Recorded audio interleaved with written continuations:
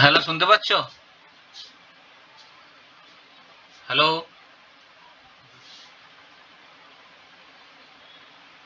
Hello,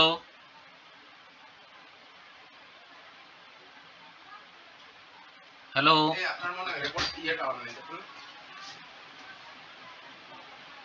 ওই এটা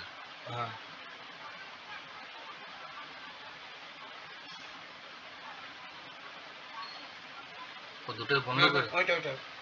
ওটাই করো। করো ওটা পাশে ওই দিক ওটা না, ওই যে ওইটা। ক্রোমটা অন করো, ক্রোমটা ক্রোমটা অন করো। হ্যাঁ, ওইটা ওই যে মাইক্রোফোনটা অফ হয়ে আছে।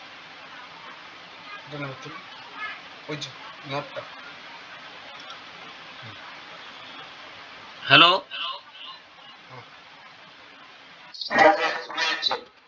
হ্যাঁ, তাহলে আমরা জাস্ট আরেকবার খুব সংক্ষেপে বলে দিচ্ছি প্রথমের অংশটা। যে আমরা এতক্ষণ আলোচনা করলাম যে বিভিন্ন ধরনের এগ হতে পারে, তার কারণ আমাদের যে ইউজেনেসিস প্রসেস আছে তার জন্যই কিন্তু বিভিন্ন ধরনের এগ দেখতে পাওয়া যায়। তো বিভিন্ন ভাবে আমরা এগকে ডিফারেন্সিয়েট করতে পারি বা ভাগ করতে পারি। যেমন ধরো, on the basis of amount of yolk আমরা এগকে ৩ ভাগে ভাগ করতে পারি: মাইক্রোলেসিথাল এগ, মেসোলেসিথাল এগ এবং macro or mega or polylecithal egg. Microlecithal egg কাদেরকে বলে? যে সমস্ত এগের মধ্যে খুব অল্প পরিমাণ ইয়ক থাকে বা প্রায় থাকে না বললেই চলে। এই ধরনের এগকে অনেকে অলিগোলেসিথাল এগ বলে, যেমন ব্যালেনস্কি বলেছিলেন 1970-তে। আবার অনেকে আলেসিথালও বলে, মিনস অ্যাবসেন্ট, অর্থাৎ ইয়ক ম্যাটেরিয়াল অ্যাবসেন্ট। কেন্ট 1969 সালে এই ধরনের এগকে আলেসিথাল বলেছিলেন।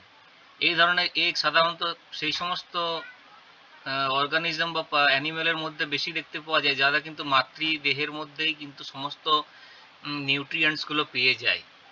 এর একটা ভালো এক্সাম্পল হচ্ছে হিউম্যান। আমাদের ক্ষেত্রে এই মাইক্রোলেসিথাল বা অনেকে যেটা বলেন আলেসিথাল এগ দেখতে পাওয়া যায়।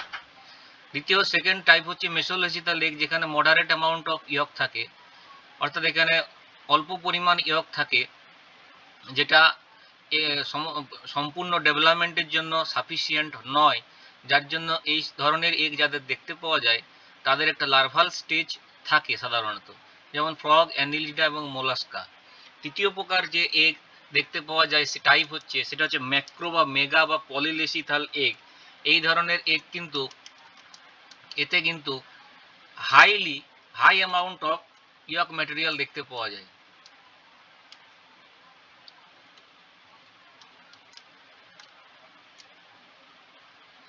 এই ম্যাক্রোলেসিথাল এগের মধ্যে কিন্তু ইয়কের পরিমাণটা যথেষ্ট বেশি থাকে বলে হাই অ্যামাউন্ট। যেমন ধরো, যদি এটা এগ হয় এবং এর নিউক্লিয়াস হয়, তাহলে নিউক্লিয়াসটা একটা প্রান্তের দিকে চলে যায় এবং বেশিরভাগ অংশটা জুড়েই দেখতে পাওয়া যায় যে ইয়ক ম্যাটার জমে আছে। এবং সাধারণত ইয়ক ম্যাটার যে অংশে বেশি জমে থাকে, সেই অংশটাকে বলা হয় ভেজিটাল পোল। আর যেদিকে নিউক্লিয়াস থাকে সেই দিকটাকে বলা হয় অ্যানিম্যাল পোল, অর্থাৎ একটা পোলারিটি দেখা যায়, অ্যানিম্যাল পোল। অর্থাৎ এগুলো সাফিসিয়েন্ট অ্যামাউন্টে ইয়ক থাকে, যে ইয়ক কিন্তু নিউট্রিয়েন্টস সাপ্লাই করতে পারে ডেভেলপিং এমব্রায়োকে, এবং এটা নিজের থেকেই কিন্তু কোনো মাতৃ সম্পর্ক ছাড়াই ডেভেলপ হতে পারে এবং পূর্ণাঙ্গ প্রাণীতে পরিণত হতে পারে। এই ধরনের ম্যাক্রোলেসিথাল এগ দেখতে পাওয়া যায়। এক্সাম্পল হচ্ছে সমস্ত ধরনের যে বার্ডস, রেপটাইলস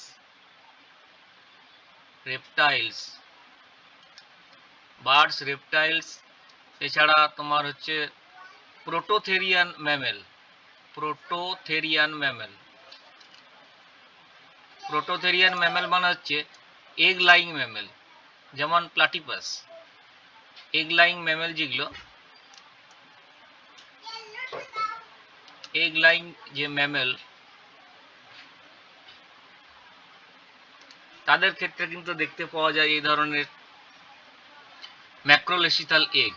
এবং এখানে বললেনি মেসোলেসিথালের ক্ষেত্রে পেট্রোমাইজনের ক্ষেত্রেও কিন্তু দেখা যায় পেট্রোমাইজন আর ডিপনয় মানে লাং ফিশ, ডিপনয় মানে হচ্ছে লাং ফিশ, তোমরা নামটা নিশ্চয়ই শুনেছো, যেমন প্রোটোপটেরাস হচ্ছে একটা লাং ফিশ, সেই প্রোটোপটেরাস, পেট্রোমাইজন হলো সাইক্লোস্টোম, এদের মধ্যেও কিন্তু মেসোলেসিথাল এগ দেখতে পাওয়া যায়। আর বার্ড, রেপটাইলস, প্রোটোথেরিয়ান ম্যামেলসদের মধ্যে কিন্তু সাধারণত ম্যাক্রোলেসিথাল এগ দেখতে পাওয়া যায়। যদিও ইনসেক্টের কোশ্চেনটা খুব আসে, খুব কনফিউজিং কোশ্চেন, ইনসেক্টদের কিন্তু ম্যাক্রোলেসিথাল এগেই দেখতে পাওয়া যায়, অর্থাৎ ইনসেক্টের ক্ষেত্রে বললে কিন্তু ম্যাক্রোলেসিথাল এগই বলা উচিত। এবার হচ্ছে এটা তো হলো on the basis of amount of yolk. আমরা যদি একে on the basis of amount of yolk এরপরে আমরা যদি দেখি যে on the basis of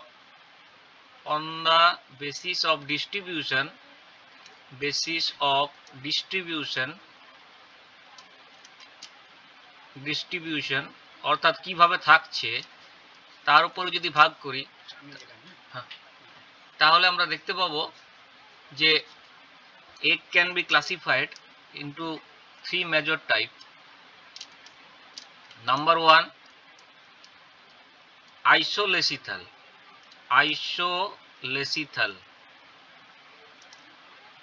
or homolecital.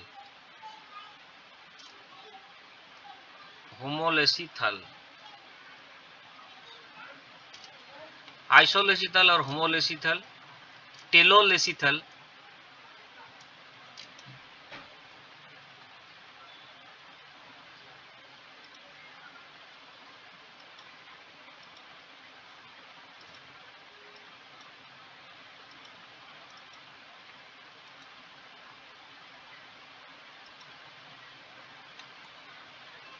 telolecital,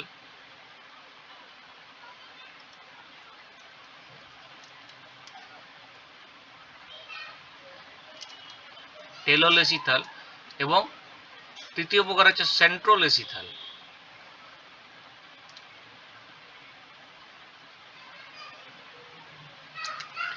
আইসোলেসিথাল হচ্ছে সেই ধরনের যে যাদের মধ্যে ডিস্ট্রিবিউশনটা হচ্ছে সমান, ইকুয়াল, সমস্ত এগ জুড়ে ডিস্ট্রিবিউশনটা সমান, তাদেরকে বলা হয় আইসোলেসিথাল আর হোমোলেসিথাল। এই ধরনের এগের ডিস্ট্রিবিউশনটা একেবারে সমান। এই যে ব্রাঙ্কিওস্টোমা বললাম বা আমাদের হিউম্যান বললাম,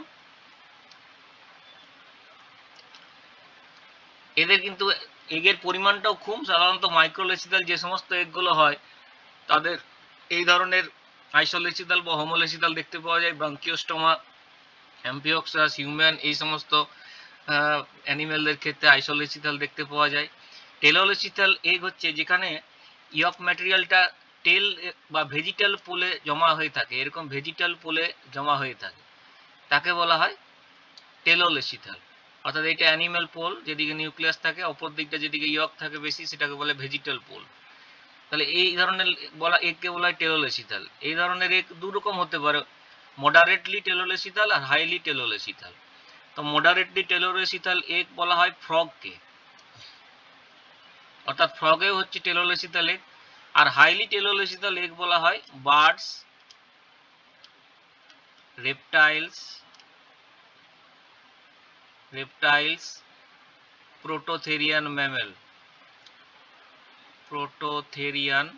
যে ম্যামেলগুলো রয়েছে তাদের মধ্যে দেখতে পাওয়া যায় টেলোলেসিথাল এগ। এবং লাস্ট যে এখানে দেখছি সেন্ট্রোলেসিথাল এগ। সেন্ট্রোলেসিথাল এগ কেমন হয়? সেন্ট্রোলেসিথাল এগে দেখা যায় সেন্টারে কিন্তু ইয়ক ম্যাটেরিয়ালটা থাকে, সাধারণত ইনসেক্টদের মধ্যে দেখতে পাওয়া যায়, ইনসেক্ট আর নিডারিয়ান। অর্থাৎ এগ ডিস্ট্রিবিউশনটা কোথায়? সেন্ট্রালি। এখানে এগ ডিস্ট্রিবিউশনটা কোথায়? At the vegetal pole, concentrated at the vegetal pole. এখানে এগ ডিস্ট্রিবিউশনটা হচ্ছে throughout the egg, equally distributed throughout the egg. সেটা হলো হোমোলজিক্যাল বা আইসোলজিক্যাল।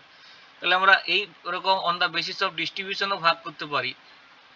আবার আমরা একে প্রেজেন্স অফ সেল আছে কিনা on the basis of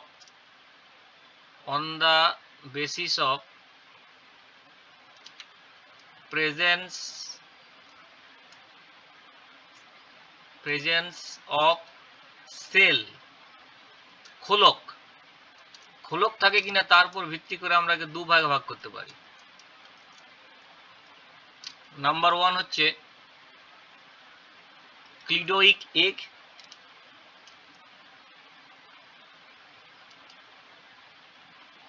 ক্লিডোইক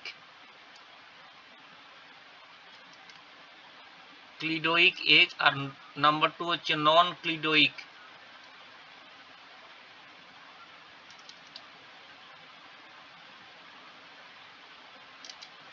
ক্লিডোইক egg হচ্ছে যাদের মধ্যে সেল দেখতে পাওয়া যায়, যাদের বাইরে একটা ক্যালসিয়াম কার্বনেটের সেল প্রেজেন্ট থাকে, অর্থাৎ এদের মধ্যে কিন্তু এমব্রায়ো ডেভেলপ করে সম্পূর্ণভাবে এবং মিনিয়েচার অ্যাডাল্ট হয়ে তারপরে থেকে কিন্তু ফাটিয়ে কিন্তু অর্গানিজমে বা অ্যানিমেলটা জন্মগ্রহণ করে।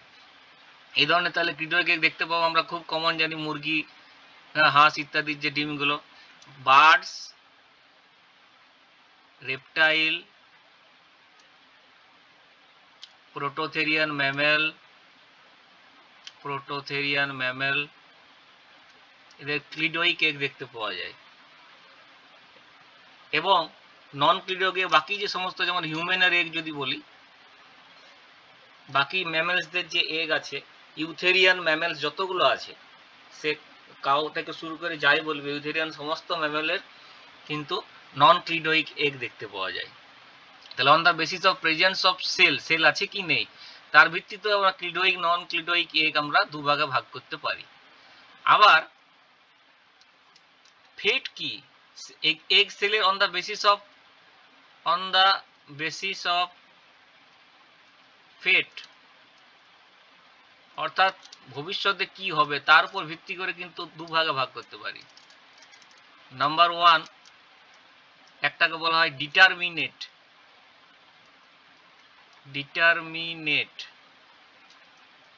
বা একে বলা হয় মোজেইক, আরেকটা হচ্ছে ইনডিটারমিনেট,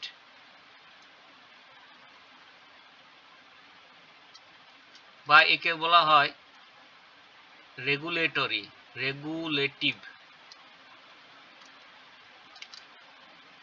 তাহলে ডিটারমিনেট কি না, ডিটারমিনেট হচ্ছে সেই ধরনের এগ, যে ধরনের এগের কিন্তু নির্দিষ্ট প্রত্যেকটা সেল কিন্তু আগের থেকেই ডিটারমিন্ড হয়ে থাকে কোন অংশ তৈরি করবে, মানে প্রত্যেকটা সেলের ফেট কিন্তু আগেই তৈরি হয়ে যায়। ধরো এক্সপেরিমেন্টালি আমি এই অংশের সেলগুলোকে কেটে দিলাম, তাহলে এই অংশের সেলকে যদি আমি কেটে দিই তাহলে দেখবো এই অংশ থেকে যে অর্গানটা তৈরি হয় সেই অর্গানটা কিন্তু এমব্রায়োর মধ্যে তৈরি হবে না। তাই এই ধরনের এগকে বলা হয় ডিটারমিনেট এগ, অর্থাৎ এদের একটা নির্দিষ্ট ফেট আছে যেটা ওই অংশ থেকে যে কোন অংশ তৈরি হবে সেটা আমরা জানতে পারবো। আবার কিছু আছে ইনডিটারমিনেট বা রেগুলেটিভ এগ, যেখানে সমস্ত সেলগুলোই যা সেল আছে, যে অংশটাই কেটে দিয়ে এখানে একটা অংশ বাদ দিয়ে দিলাম তাতে কোনো যায় আসে না, প্রত্যেকটা সেলের মধ্যে কিন্তু টোটিপোটেন্ট ক্ষমতা আছে যারা কিন্তু হোল এমব্রায়ো তৈরি করতে পারে। তাহলে সেই ধরনের এগকে বলে ইনডিটারমিনেট। যেমন আমাদের হিউম্যানের যে এগ সেগুলো হচ্ছে ইনডিটারমিনেট এগ, এবং লোয়ার ইনভার্টিব্রেটস যেগুলো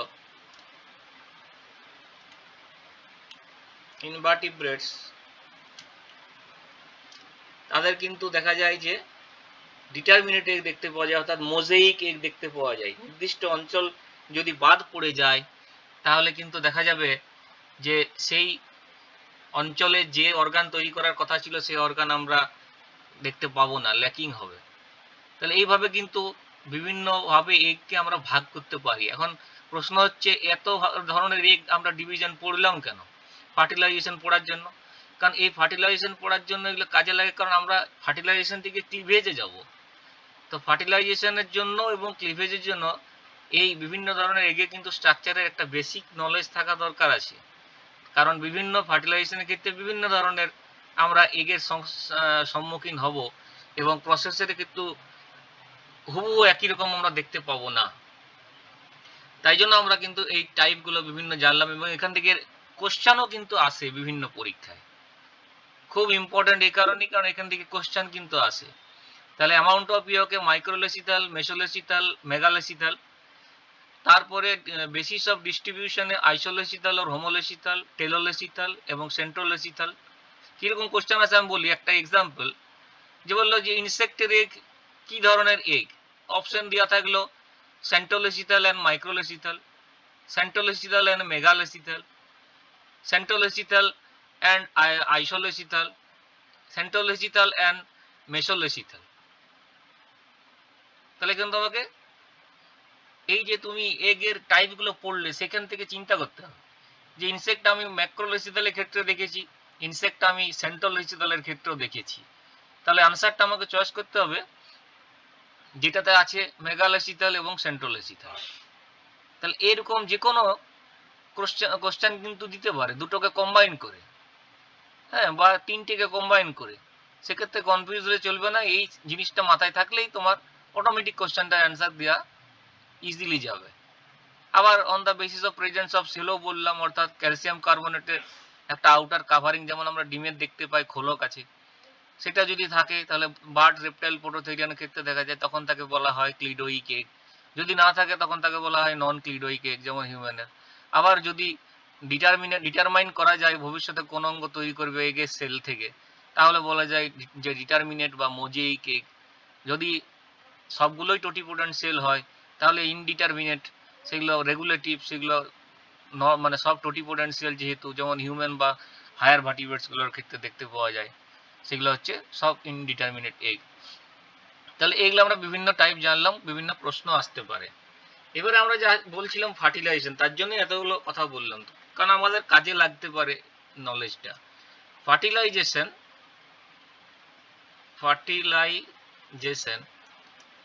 কি অ্যাকচুয়াল প্রসেসটা?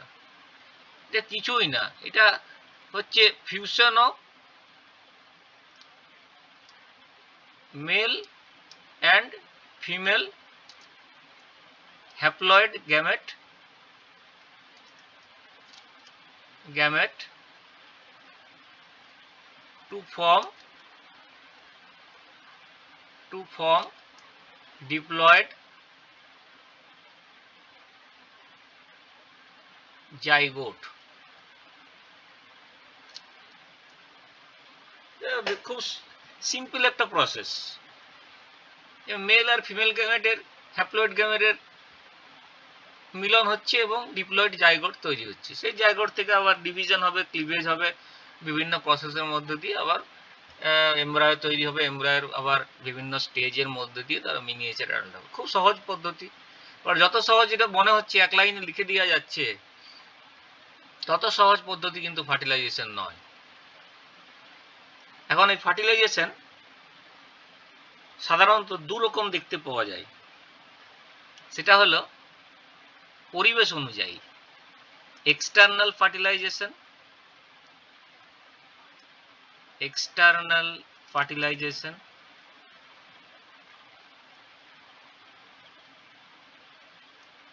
এবং সেকেন্ড হচ্ছে ইন্টারনাল ফার্টিলাইজেশন।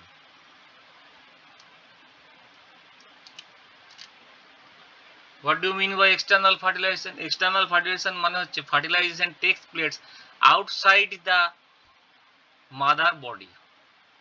যখন ম্যাটারনাল বডির বাইরে ফার্টিলাইজেশন হয় এক্সটার্নাল এনভায়রনমেন্টে, তখন তাকে বলা হয় এক্সটার্নাল ফার্টিলাইজেশন। যেমন ধরা হতে পারে যে সি ওয়াটারে হচ্ছে বা পন্ডে হচ্ছে, তাহলে এক্সটার্নাল এনভায়রনমেন্টে হচ্ছে, যেহেতু অ্যাকোয়াটিক এনভায়রনমেন্ট, তাহলে এগুলো বলা হচ্ছে এক্সটার্নাল ফার্টিলাইজেশন। কাদের দেখা যায়? যেমন ফিশের দেখা যায়, যেমন ফ্রগের দেখতে পাওয়া যায়, তাহলে তাদের এক্সটার্নাল ফার্টিলাইজেশন দেখতে পাওয়া যায়। এবং লোয়ার ভার্টিব্রেটগুলোর ক্ষেত্রেও এক্সটার্নাল ফার্টিলাইজেশন দেখতে পাওয়া যায়। লোয়ার কি বলে, হ্যাঁ, লোয়ার যে ভার্টিব্রেটগুলো রয়েছে, ফিশের ক্ষেত্রেও দেখতে পাওয়া যাবে, ফ্রগের ক্ষেত্রেও দেখতে পাওয়া যাবে। এবং ইনভার্টিব্রেটগুলোর মধ্যে তো যেগুলোই জলে থাকে সেগুলো এক্সক্লুসিভলি সবারই কিন্তু এক্সটার্নাল ফার্টিলাইজেশন দেখা যায়। যেমন ধরো সি আর্চিন একটা এক্সাম্পল নিলাম, স্টার ফিশ বা সি আর্চিন, কারণ সি আর্চিনটা খুব ভালো ওয়েল স্টাডিড ফার্টিলাইজেশন প্রসেসটা। আবার ইন্টারনাল ফার্টিলাইজেশন কোনগুলো বলে, যেখানে মাতৃ দেহের মধ্যেই ফার্টিলাইজেশনটা ঘটে, সেই ধরনের ফার্টিলাইজেশনকে বলা হয় ইন্টারনাল ফার্টিলাইজেশন। যেমন আমাদের ক্ষেত্রে হিউম্যানের ফার্টিলাইজেশনটা হচ্ছে ইন্টারনাল ফার্টিলাইজেশন। হিউম্যানের ফার্টিলাইজেশন হচ্ছে ইন্টারনাল ফার্টিলাইজেশন। হিউম্যান ছাড়াও অন্যান্য যে মেটাথেরিয়ান ইউথেরিয়ান যে ম্যামেলসগুলো আছে, যেমন কাউ বলো, অন্যান্য যে প্রাণীগুলো বললো, ছাগল, ঘোড়া, কুকুর, বিড়াল, সবগুলো ওই ইন্টারনাল ফার্টিলাইজেশন দেখতে পাওয়া যায়। তাহলে হিউম্যানের সাথে সাথে এই সমস্ত যে ম্যামেলসগুলো আছে তাদের মধ্যে ইন্টারনাল ফার্টিলাইজেশন দেখা যায়। তাহলে ফার্টিলাইজেশন আমরা দেখলাম যে দু প্রকার, এক্সটার্নাল এবং ইন্টারনাল। তা আমরা দুটোরই কিন্তু একটা করে এক্সাম্পল দেখব। ওয়েল স্টাডিড সি আর্চিন, এটা এক্সটার্নাল ফার্টিলাইজেশনের এক্সাম্পল, এইটা একটা দেখব। আর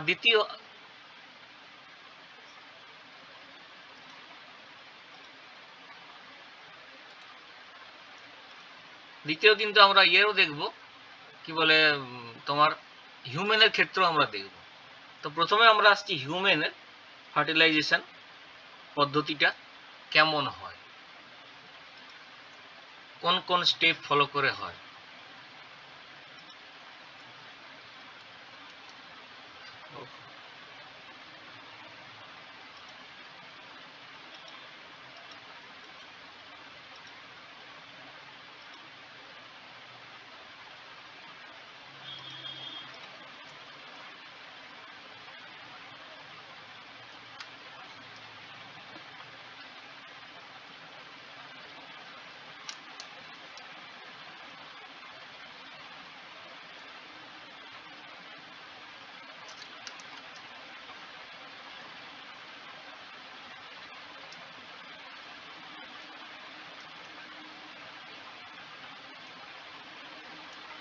হিউম্যান ফার্টিলাইজেশন কয়েকটা স্টেপের মধ্যে হয়।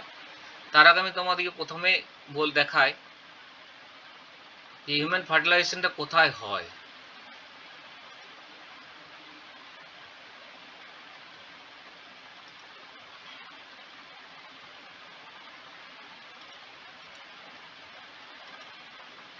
দেখো হিউম্যান ফার্টিলাইজেশনটা কোথায় হয়।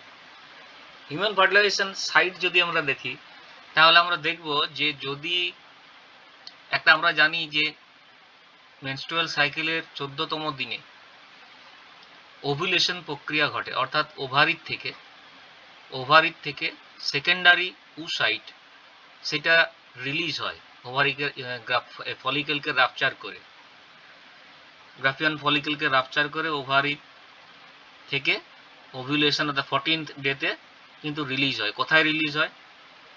আমাদের যে ফিমেলদের যে ফ্যালোপিয়ান টিউব আছে, সেই ফ্যালোপিয়ান টিউবের ফিমব্রিগুলোর মধ্যে এখানে রিলিজ হয়। এবং এটা চলে যায় কোথায়?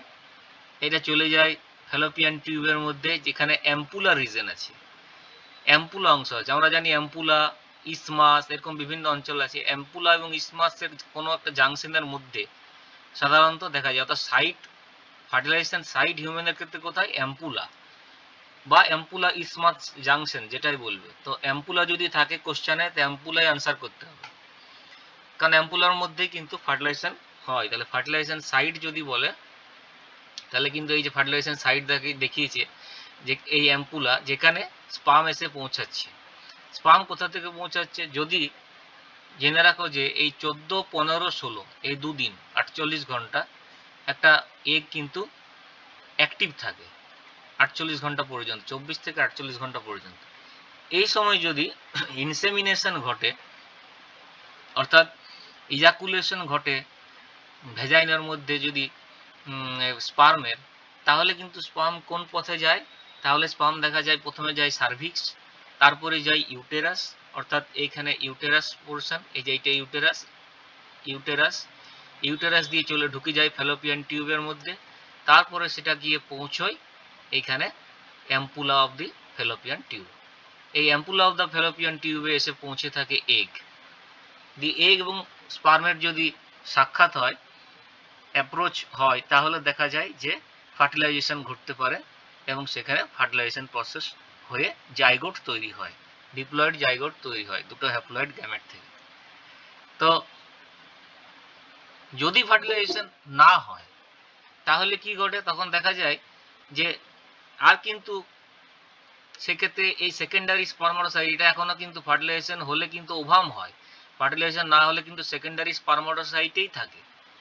তখন কিন্তু আবার ও কি হয়, ফ্যালোপিয়ান নালী দিয়ে ওইখানে এই ফ্যালোপিয়ান নালী দিয়ে কিন্তু এন্ডোমেট্রিয়াম লেয়ারকে এখানে খসিয়ে দিয়ে সঙ্গে নিয়ে বেরিয়ে আসে ডিউরিং দ্য মেনস্ট্রুয়াল সাইকেল। এটাকে বলে weeping of the uterus for the lost ovum. Weeping of the uterus for the lost ovum, menstrual সাইকেলকে বিজ্ঞানীরা বলেন weeping of the uterus for the lost ovum, অর্থাৎ একটা ওভাম লস্ট হয়, কারণ এটা যেহেতু ফার্টিলাইজেশন ঘটছে না। ফার্টিলাইজেশন ঘটলে কিন্তু মেনস্ট্রুয়াল সাইকেল কিন্তু বন্ধ হয়ে যায়, এটা ন্যাচারাল নিয়ম। তাহলে এই হিউম্যান ফার্টিলাইজেশন কতগুলো স্টেপের মাধ্যমে ঘটে। প্রথম স্টেপ হচ্ছে number 1, approach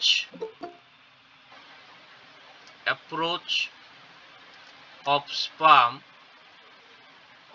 sperm to ovum। তাহলে approach of sperm to ovum, কিভাবে স্পার্ম ওভামের কাছে পৌঁছায়।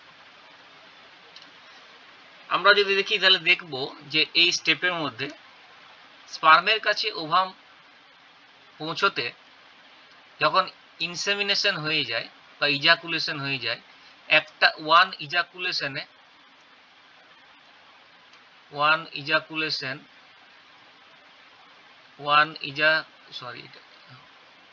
ইজাকুলেশনে দেখতে পাওয়া যায় যে 3.5 থেকে 4 ml সিমেন কিন্তু ইজাকুলেট হয় বা ইনসেমিনেশন হয়।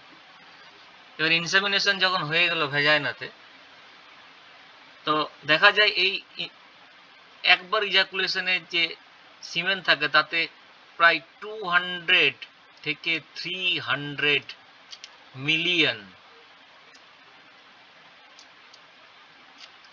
স্পার্ম কিন্তু থাকে। 200 থেকে 300 মিলিয়ন স্পার্ম থাকে। এই স্পার্মকে এগ পর্যন্ত পৌঁছাতে, অর্থাৎ অ্যাপ্রোচ অফ স্পার্ম বলা হচ্ছে টু ওভাম, এগ পর্যন্ত পৌঁছাতে কতগুলো ফ্যাক্টর হেল্প করে।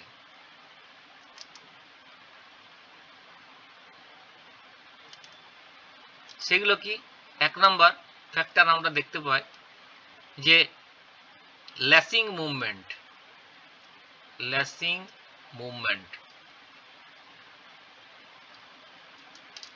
মুভমেন্ট মানে কি, স্পার্মের এই ধরনের এপাশে ওপাশে অর্থাৎ ডান পাশে এবং বাঁ পাশে একটা মুভমেন্ট দেখতে পাওয়া যায়, এরকম দুপাশে, ফলে স্পার্ম কিন্তু সহজেই সাঁতার কাটতে পারে।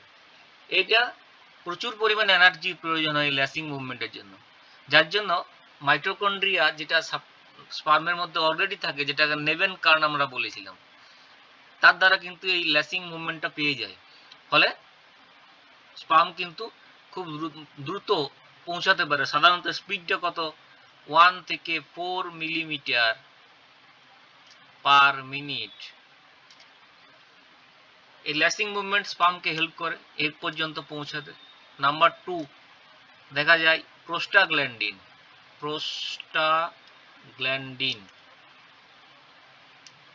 প্রোস্টাগ্ল্যান্ডিন কি কাজ করে? প্রোস্টাগ্ল্যান্ডিন কি করে না, এটা ইউটেরাসের যে এবং ফ্যালোপিয়ান টিউবের যে পেশিগুলো আছে সেগুলোর সংকোচন ঘটাতে সাহায্য করে। এই ধরনের সংকোচন হওয়ার ফলে কি হয়, স্পার্মের পক্ষে যাতায়াতের রাস্তাটা কিন্তু সহজ হয়, তাকে কিছুটা পেরিস্টালটিক মুভমেন্টে সাহায্য হয় স্পার্মের ক্ষেত্রে। তৃতীয় একটা ফ্যাক্টর কাজ করে, সেটা হচ্ছে অ্যাসপিরেটরি মুভমেন্ট। অফ ইউটেরাস, অর্থাৎ ভেতরের দিকে স্পার্মকে ঠেলে দেয়। যেমন পেরিস্টালসিস পদ্ধতিতে আমরা দেখেছি যে এমনি খাদ্যবস্তুটাকে ক্রমসংকোচনের দ্বারা ভেতরের দিকে ঠেলে দেওয়া হচ্ছে, তাতে স্টোমাক পর্যন্ত সহজে পৌঁছাচ্ছে। ঠিক সেরকম পেশি সংকোচনের দ্বারা, ইউটেরাসের পেশি সংকোচনের স্পার্মকে ভেতরের দিকে ঠেলে দেওয়ার এই যে মুভমেন্টটা, তাকে বলা হয় অ্যাসপিরেটরি মুভমেন্ট, যেটা স্পার্মকে হেল্প করে এগ পর্যন্ত পৌঁছানোর জন্য। ঠিক যেমন কিছু ফ্যাক্টর আছে যেগুলো হেল্প করে, তেমনি কিছু ফ্যাক্টর আছে ব্যারিয়ার হিসেবেও কাজ করে। কিছু ফ্যাক্টর আমরা দেখতে পাবো যারা কিন্তু ব্যারিয়ার হিসেবে কাজ করে।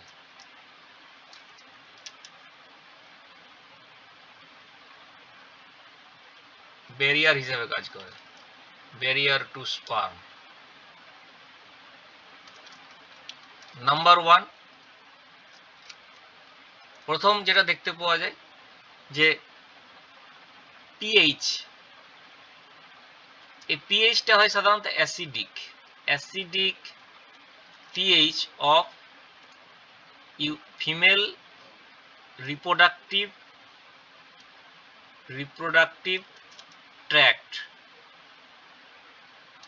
এই অ্যাসিডিক পিএইচ হওয়ার জন্য অনেক স্পার্মকে কিন্তু মেরে ফেলে, অনেক স্পার্মকে কিন্তু মেরে দেয় এই অ্যাসিডিক পিএইচ, রিপ্রোডাক্টিভ ট্র্যাক্টের অ্যাসিডিক পিএইচ। দ্বিতীয় দেখতে পাওয়া যায় একটা ব্যারিয়ার হচ্ছে যে ফ্যাগোসাইটিক সেল আছে, ফ্যাগোসাইটিক সেল। তারা কি করে, স্পার্মকে এনগাল্প করে নেয়। যে ফ্যাগোসাইটিক সেল আছে তারা এমনি স্পার্মকে এনগাল্প করে নেয়, ফলে কি হয়, অনেক স্পার্ম কিন্তু এখানে নষ্ট হয়ে যায়। এবং তৃতীয় একটা ব্যারিয়ার হিসেবে কাজ করে থিক এন্ডোমেট্রিয়াম। থিক এন্ডোমেট্রিয়াম অর্থাৎ ধরো এটা যদি ইউটেরাস হয়, তাহলে এন্ডোমেট্রিয়ামটা হচ্ছে থিক, এরকম থিক লাইনিং দিয়ে তৈরি। ফলে স্পার্মে এই থিক লাইনিং ভেদ করে যেতে কিন্তু অনেক অসুবিধা হয়, অনেকে এগুলোতে আটকা পড়ে যায়, ফলে সেখানেও কিছু স্পার্মের কাউন্ট কমে যায়, সংখ্যা কিন্তু কমে যায়। ফলে আলটিমেটলি দেখতে পাওয়া যায় যে 100টা স্পার্ম রিচ করলো ফ্যালোপিয়ান টিউব পর্যন্ত। তাহলে ভেবে দেখো, 200 থেকে 300 মিলিয়ন স্পার্মের কথা বলছিলাম যারা ট্রাভেল শুরু করেছিল, ফ্যালোপিয়ান টিউব পর্যন্ত পৌঁছালো মাত্র 100টা স্পার্ম। তার জন্য যদি এত পরিমাণ স্পার্ম যদি না থাকে, তাহলে দেখা যাবে হয়তো একটাও ফার্টিলাইজ করতে পারলো না, কারণ 100টার মধ্যেও সবাই কিন্তু ফার্টিলাইজ করতে সক্ষম হবে না, অ্যাপ্রোচ করতে সক্ষম হবে না। কারণ এরপরে একটা ফ্যালোপিয়ান টিউব একটা পদ্ধতি দেখতে পাওয়া যায়, সেই পদ্ধতিটা খুব ইম্পর্টেন্ট, সেটা বলে ক্যাপাসিটেশন।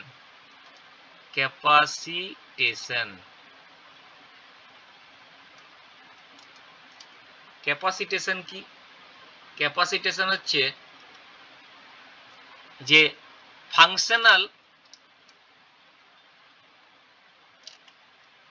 ফাংশনাল ম্যাচুরিটি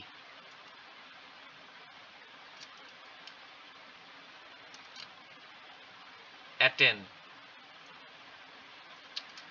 স্পার্ম যখন ফাংশনাল ম্যাচুরিটি লাভ করে, অর্থাৎ যে স্পার্ম পৌঁছাচ্ছে সে কিন্তু এখনো কিন্তু ফাংশনাল নয়।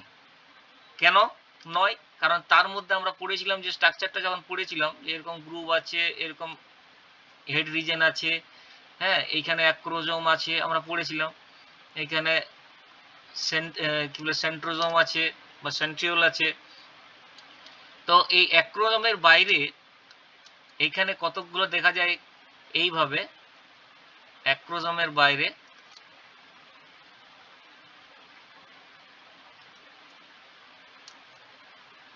প্রোটিন আর কোলেস্টেরল এরকম আবরণ তৈরি করে রাখে প্লাজমা মেমব্রেনের উপরে। যতক্ষণ পর্যন্ত এটা থাকে ততক্ষণ কিন্তু ফাংশনালি অ্যাক্টিভ নয়, ফার্টিলাইজেশন করতে পারবে না। অ্যাক্রোজোমের বাইরে যতক্ষণ পর্যন্ত এই অংশ থাকে, অর্থাৎ কোলেস্টেরল এবং প্রোটিন, কোলেস্টেরল আর প্রোটিন,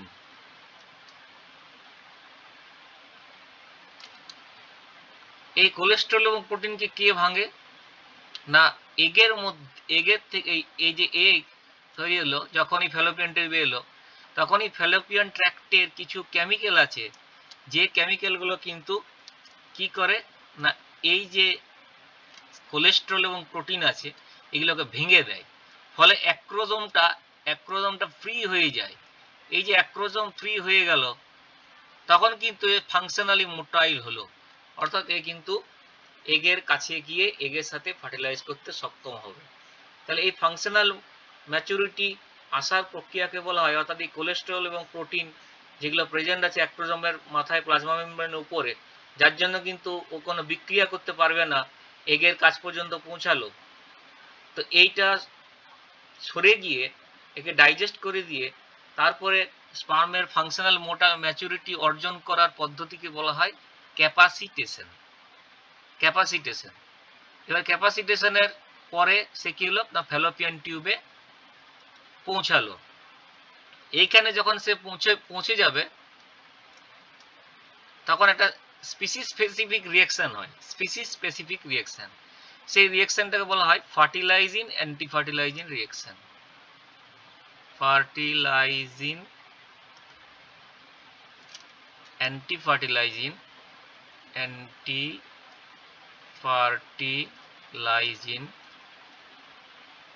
রিঅ্যাকশন। এটা কি রকম রিঅ্যাকশন না, এটা হচ্ছে দেখো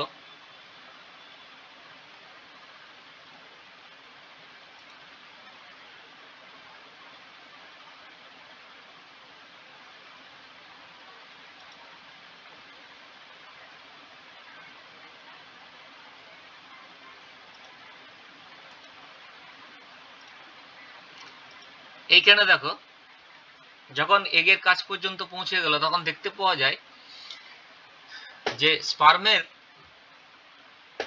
স্পার্মের গায়ে কিছু রিসেপ্টর আছে, সেই এগের গায়ে কিছু রিসেপ্টর আছে। এইগুলো দেখো, এগুলো হচ্ছে এগের গায়ের কিছু রিসেপ্টর, এগুলোকে বলা হয় অ্যান্টি ফার্টিলাইজিং। এগুলো বিভিন্ন পেপটাইড দিয়ে তৈরি। দেখো এই যে এগুলো হচ্ছে রিসেপ্টর বাইন্ডিং সাইট, এগুলো বাইন্ডিং সাইট, স্পার্মের বাইন্ডিং সাইট। তো স্পার্ম যখন পৌঁছায় এগ পর্যন্ত তখন এই অ্যান্টি ফার্টিলাইজিং কে রেকগনাইজ করে কে স্পার্মের যে এই ওভামের যে ফার্টিলাইজিং থাকে, এই যে ফার্টিলাইজিংগুলো স্পার্মের অ্যান্টি ফার্টিলাইজিংকে কিন্তু রেকগনাইজ করে।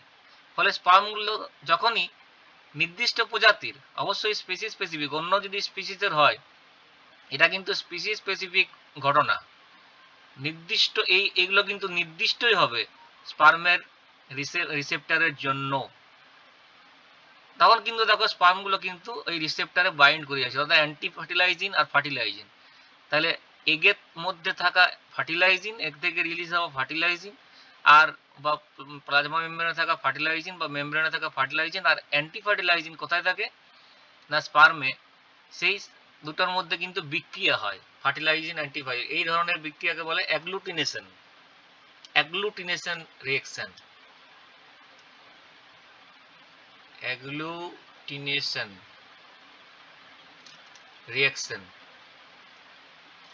এই বিক্রিয়ার ফলে কি দেখা যায় যে কিছু স্পার্ম কিন্তু থিন আউট হয়ে যায়, অর্থাৎ সংখ্যা কমে যায়, থিন আউট হয়ে যায়। তাহলে 100টাই কিন্তু এগের সঙ্গে রিঅ্যাকশন করতে পারে না, ফার্টিলাইজেশনে অংশগ্রহণ করতে পারে না। এই পদ্ধতিতেও কিন্তু কিছু থিন আউট হয়ে যায়, ফলে এখানেও কিন্তু সংখ্যা কিছু বাইন্ড হয়ে যাওয়ার ফলে থিনার হয়ে যায়। এবার তৃতীয় যে প্রসেস হয় সেটা দেখা যায়, তাকে বলা হয় অ্যাক্রোজোম এখন ওপেন হয়ে গেছে, ক্যাপাসিটেশন হয়ে গেছে, ফলে এই রিঅ্যাকশনটা হচ্ছে অ্যাক্রোজোম রিঅ্যাকশন।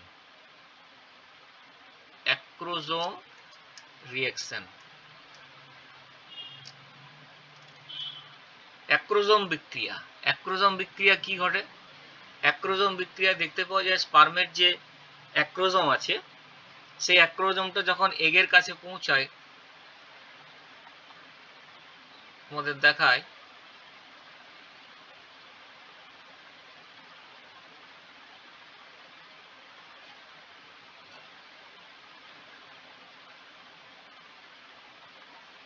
আমাদের হিউম্যানের ক্ষেত্রে যদি দেখি তাহলে দেখব যে এরকম আমাদের এগটা আছে, তাতে নিউক্লিয়াস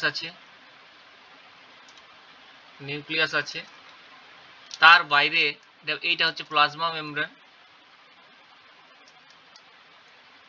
মেমব্রেন, তার বাইরে আমরা দেখতে পাবো ভাইটেলাইন মেমব্রেন,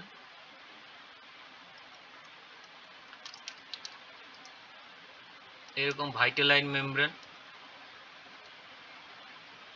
তারপরে আমরা দেখতে পাবো একটা এখানে স্তর আছে জেলির মতো স্তর,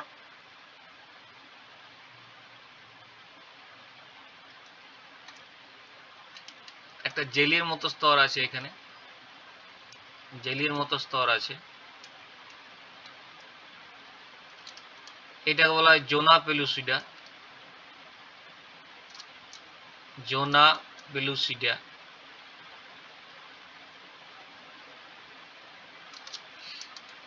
এবং তার বাইরে দেখা যায় কতকগুলো ফলিকুলার সেল, কিউমুলাস সেল এখানে রেডিয়েটিং হয়ে আছে, এরকম সমস্ত অংশ জুড়েই দেখতে পাওয়া যায়। এই ধরনের সেলগুলোকে বলা হয় কিউমুলাস ওভারিয়ার, বা এগুলোকে বলা হয় করোনা রেডিয়েটা।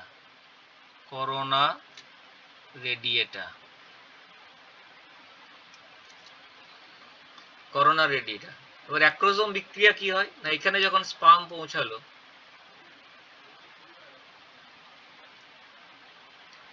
এটা অ্যাক্রোজোম, এখানে নিউক্লিয়াস আছে, এখানে মিডিল পার্ট, এখানে ফ্লাজেলা।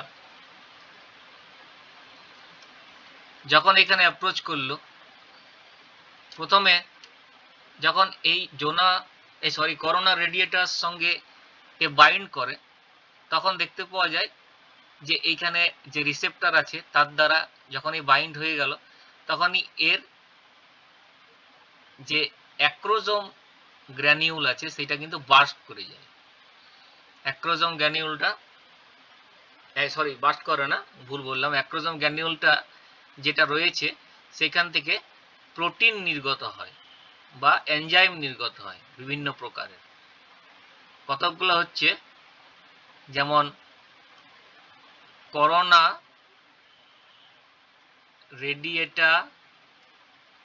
রেডিয়েটা পেনিট্রেটিং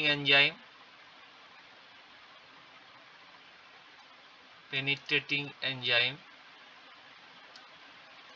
এগুলো সাধারণত হাইড্রোলাইটিক এনজাইম, যেমন হচ্ছে অ্যাসিড ফসফেটেজ। আবার দেখা যায় হায়ালিউরোনিডেজ,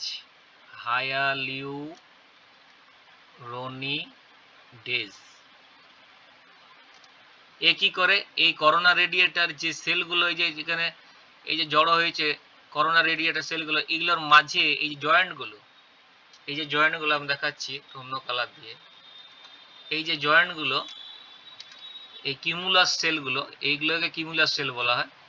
এই সেলগুলোর যে জয়েন্টগুলো, এই যে পরস্পর লেগে আছে এই যে জয়েন্টগুলো, এগুলোতে হায়ালিউরোনিক অ্যাসিড থাকে,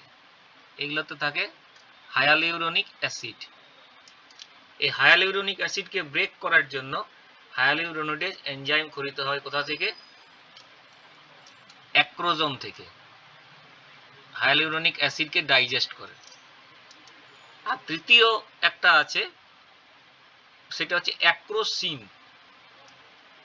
অ্যাক্রোসিন রিলিজ করে, যেটা কিন্তু ডাইজেস্ট করে জোনা পেলুসিডা লেয়ারটাকে,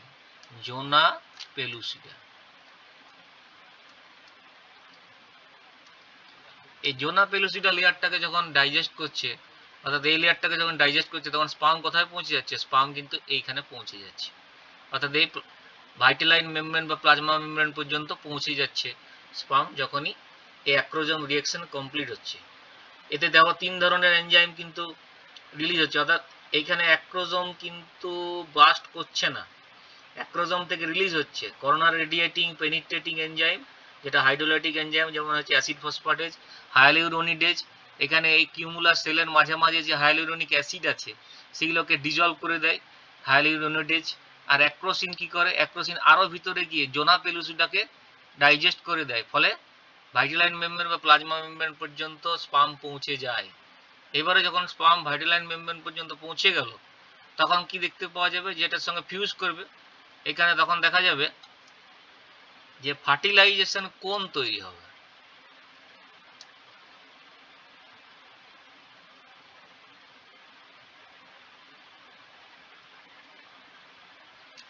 ফার্টিলাইজেশন কোন formation and fusion with egg plasma membrane। এবারে দেখা যাবে যে যখন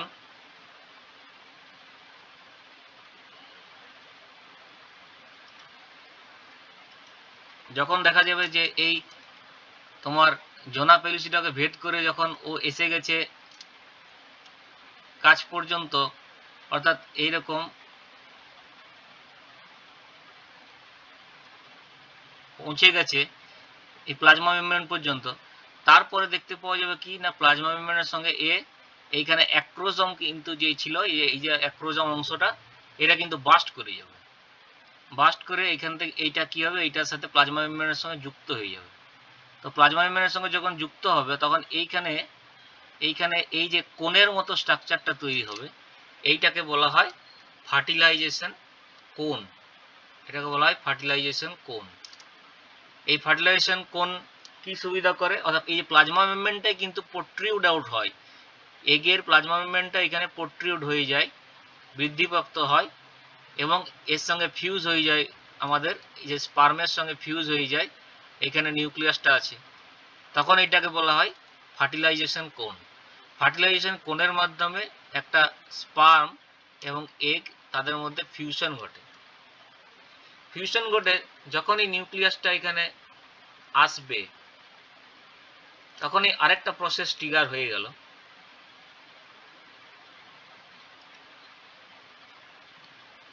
সাইমেলটেনিয়াসলি দুটো ঘটনা ঘটবে। এক নম্বর হবে নাম্বার 5, যে কর্টিক্যাল রিঅ্যাকশন, কর্টিক্যাল রিঅ্যাকশন।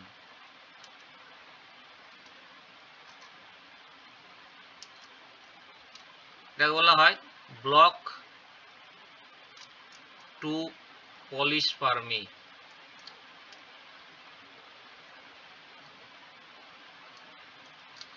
পলিস্পার্মি কি জিনিস, একবার যখন কোনো একটি স্পার্ম ফার্টিলাইজ করে গেল একটি ওভামের সাথে, তখন কিন্তু সেকেন্ড আর দ্বিতীয় কোনো স্পার্ম চান্স পাবে না ভিতরে এন্ট্রি করার। এটার জন্য দু ধরনের ব্লক আছে।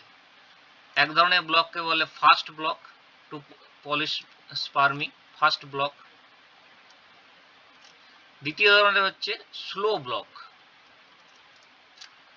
এখন এই ফার্স্ট ব্লক কিন্তু ম্যামেলিয়ানদের ক্ষেত্রে সিগনিফিকেন্ট নয়, ম্যামেলিয়ার ক্ষেত্রে কিন্তু প্রাইমারি ব্লক নয়, প্রাইমারি ব্লক কিন্তু নয়, সিগনিফিকেন্ট নয়। ম্যামেলিয়ানদের ক্ষেত্রে স্লো ব্লকটাই হচ্ছে কিন্তু প্রাইমারি ব্লক, যেটাকে এক কথায় বলা হয় কর্টিক্যাল রিঅ্যাকশন, যেটা আমরা লিখেছি। তো ফার্স্ট ব্লকটা একটু বলি, পরবর্তী ক্ষেত্রে কাজে লাগবে। এখানে কি হয় না, এখানে ধরো এই যে এগ মেমব্রেনটা আছে, এগ মেমব্রেনের ভিতরে নেগেটিভ চার্জ থাকে, প্লাজমা মেমব্রেনের ভিতরে বাইরে থাকে পজিটিভ চার্জ, এবং এর মেমব্রেন রেস্টিং পোটেনশিয়াল থাকে -70 মিলিভোল্ট। যখন স্পার্ম এর সঙ্গে অ্যাটাচড হয়ে যায়, তখন দেখা যায় এইখানে প্রচুর পরিমাণে Na+ ঢুকতে থাকে, প্রচুর পরিমাণে Na+ ঢুকতে থাকে। এই Na+ ঢোকার ফলে এই চার্জটা হয়ে যায় পজিটিভ চার্জ। অর্থাৎ হয়ে গেল ডিপোলারাইজেশন। ডিপোলারাইজেশন ডিপোলারাইজেশন হওয়া কিন্তু এমন কন্ডিশন যেখানে কিন্তু আর দ্বিতীয় কোনো স্পার্ম কখনোই প্রবেশ করতে পারবে না। যদিও এটা ম্যামেলদের ক্ষেত্রে এতটাই শর্ট যে এই কম সময়ের মধ্যে কিন্তু অপর স্পার্ম পলিস্পার্মি ঘটাতে পারে, সেই জন্য প্রাইমারি ব্লক হিসাবে বলা হচ্ছে না ফার্স্ট ব্লককে ম্যামেলিয়ানদের ক্ষেত্রে প্রাইমারি ব্লক বলা হচ্ছে না। এখানে এই যে বললাম -70 মিলিভোল্ট ছিল, এটা পৌঁছে যায় +20 মিলিভোল্ট পর্যন্ত। এটা খুব কম সময়, 1 থেকে 3 সেকেন্ড পারসিস্ট করে না ম্যামেলদের ক্ষেত্রে। অন্যান্য সি আর্চিনের ক্ষেত্রে কিন্তু এটা একটা প্রাইমারি ব্লক হিসেবে কাজ করে সি আর্চিনদের ক্ষেত্রে, কিন্তু আমাদের ম্যামেলদের ক্ষেত্রে কিন্তু এটা করে না সাধারণত। স্লো ব্লক বা কর্টিক্যাল রিঅ্যাকশনটাই হচ্ছে মেন। কর্টিক্যাল রিঅ্যাকশনে কি দেখতে পাওয়া যায়? কর্টিক্যাল রিঅ্যাকশনে দেখো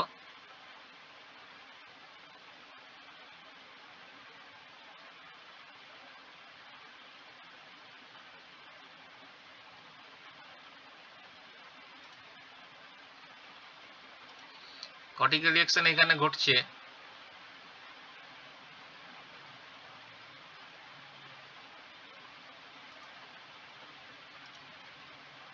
কি ঘটছে দেখো। আমাদের এগের যদি গঠন দেখি তাহলে এই যে এগের এখানে ছবিটা এঁকেছিলাম, এই যে ছবিটা এঁকেছিলাম, এই ছবিটার এই ভিতরে সাইটোপ্লাজম আছে, এই সাইটোপ্লাজমটাকে বলা হয় উপ্লাজম,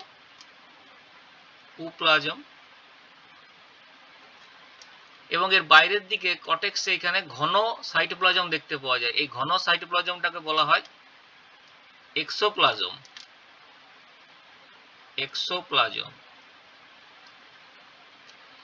এই এক্সোপ্লাজমের মধ্যে কেন ঘন এক্সোপ্লাজম? কারণ এখানে কতগুলো গলগি বস্তু দ্বারা তৈরি দানা দেখতে পাওয়া যায় থ্রু আউট দি এক্সোপ্লাজম। এর সংখ্যা 15,000 পর্যন্ত হতে পারে। এই দানাগুলোকে বলা হয়, যেগুলো গলগি বস্তু থেকে তৈরি, কর্টিক্যাল গ্র্যানিউল। আর ভেতরের যে সাইটোপ্লাজমটা যেখানে নিউক্লিয়াস থাকে তাকে বলা হয় এন্ডোপ্লাজম। এটা অপেক্ষাকৃত কম ঘন। তাহলে এই যে কর্টিক্যাল গ্র্যানিউল গুলো আছে প্লাজমা মেমব্রেনের ঠিক নিচে, যেগুলো গলগি বস্তু থেকে তৈরি হয়, সেই কর্টিক্যাল গ্র্যানিউল গুলো আমরা দেখবো। এই যে দেখো কর্টিক্যাল গ্র্যানিউল এখানে দেখা যাচ্ছে ছবিতে, অর্থাৎ এইটা হচ্ছে কর্টিক্যাল গ্র্যানিউল। এই যে প্লাজমা মেমব্রেন থেকে এগ, প্লাজমা মেমব্রেন মানে এইটা হচ্ছে এগ, এই ভিতরটা হচ্ছে এগ। এবার এখানে স্পার্ম এর সঙ্গে কি করেছে? স্পার্ম এখানে কিন্তু এর সঙ্গে অ্যাটাচড হয়েছে। এই অ্যাটাচড হওয়ার জন্যই কিন্তু এই রিঅ্যাকশনটা দেখতে পাওয়া যাচ্ছে। কি রিঅ্যাকশন দেখতে পাওয়া যাচ্ছে? Cortical reaction. এই যে কর্টিক্যাল গ্র্যানিউল আছে যেটা গলগি বস্তু থেকে তৈরি, বিভিন্ন এনজাইমের মধ্যে থাকে। তো সেই যখনই মানে স্পার্মের সঙ্গে এগ ফিউজ হচ্ছে তখনই দেখতে পাওয়া যাচ্ছে যে এইখানে যে দেখো প্লাজমা মেমব্রেন আর ভাইটেলাইন মেমব্রেন, এইটা হচ্ছে ভাইটেলাইন মেমব্রেন, এইটা হচ্ছে ভাইটেলাইন মেমব্রেন, আর এই নিচেরটা হচ্ছে প্লাজমা মেমব্রেন। এদের মধ্যে কিন্তু প্রোটিন দিয়ে, এই যে প্রোটিন টেথার, 3টে করে এমনি করে এক্স দেখো আঁকা আছে, প্রোটিন টেথার। এইটা কি হচ্ছে না, এই দুটোকে কিন্তু একসঙ্গে জুড়ে রাখছে।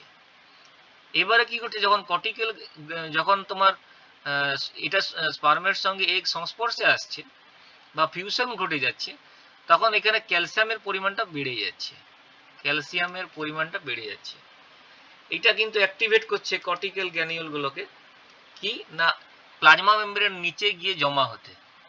প্লাজমা মেমব্রেনের নিচে গিয়ে জমা হওয়ার পরে দেখা যাচ্ছে যেগুলো প্লাজমা মেমব্রেনের সঙ্গে ফিউজ করে যাচ্ছে। এই দেখো প্লাজমা মেমব্রেনের সঙ্গে ফিউজ করে গেছে, এটা কর্টিক্যাল গ্র্যানিউল, এটা কর্টিক্যাল গ্র্যানিউল ফিউজ করে গেছে। ফিউজ করে যাওয়ার পর এক্সোসাইটোসিস ঘটে। এখানে এক্সোসাইটোসিস ঘটছে।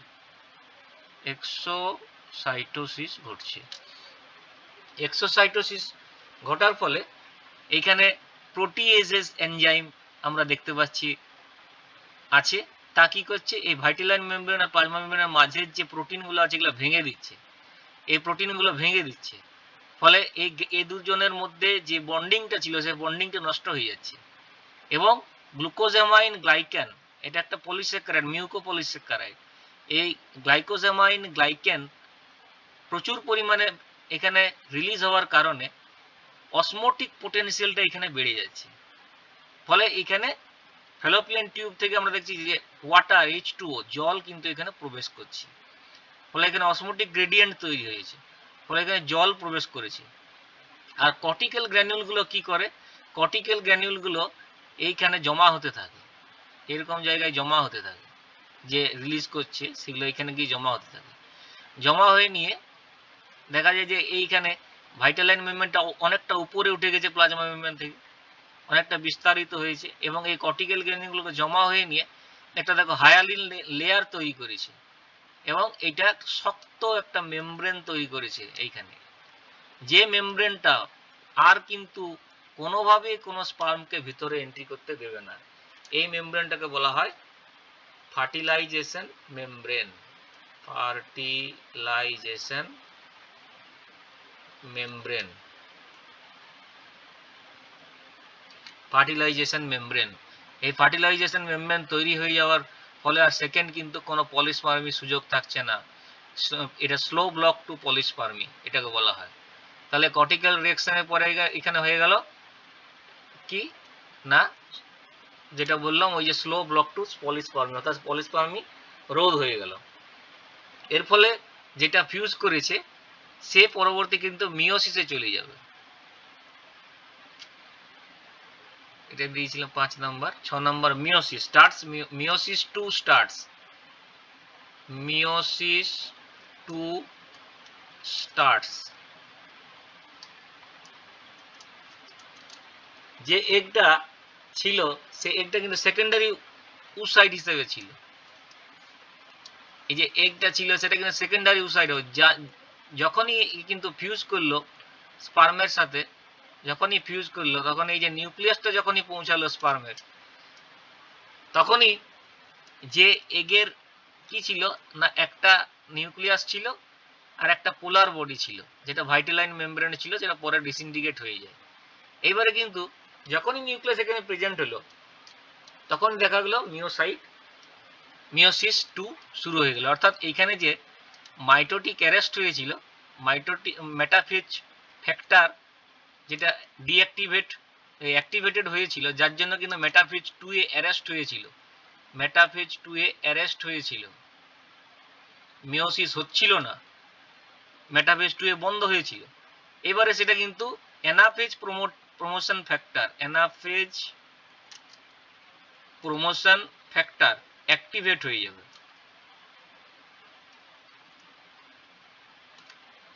এটা অ্যাক্টিভেট হওয়ার ফলে কি হবে, যে নিউক্লিয়াসটা আছে মানে সেকেন্ডারি উসাইড, এটা এখন সেকেন্ডারি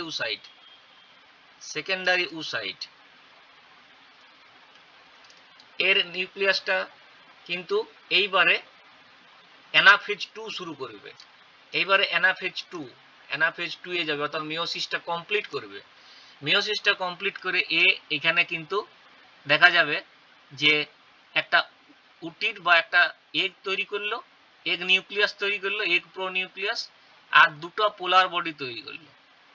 সেই দুটো পোলার বডি ভাইটালাইন মেমব্রেনের, এগের যেটা ভাইটালাইন মেমব্রেন আছে, এই যে এরকম ভাইটালাইন মেমব্রেন একটা এগের আছে, সেইখানে পোলার বডিগুলো গিয়ে জমা হবে আর নিউক্লিয়াসটা এখানে প্রবেশ করে যাবে। তাহলে নিউক্লিয়াসটা এইটা হলো স্পার্ম প্রো নিউক্লিয়াস, এটা হচ্ছে স্পার্ম প্রো নিউক্লিয়াস, আর এইটা হয়ে গেল এগ প্রো নিউক্লিয়াস।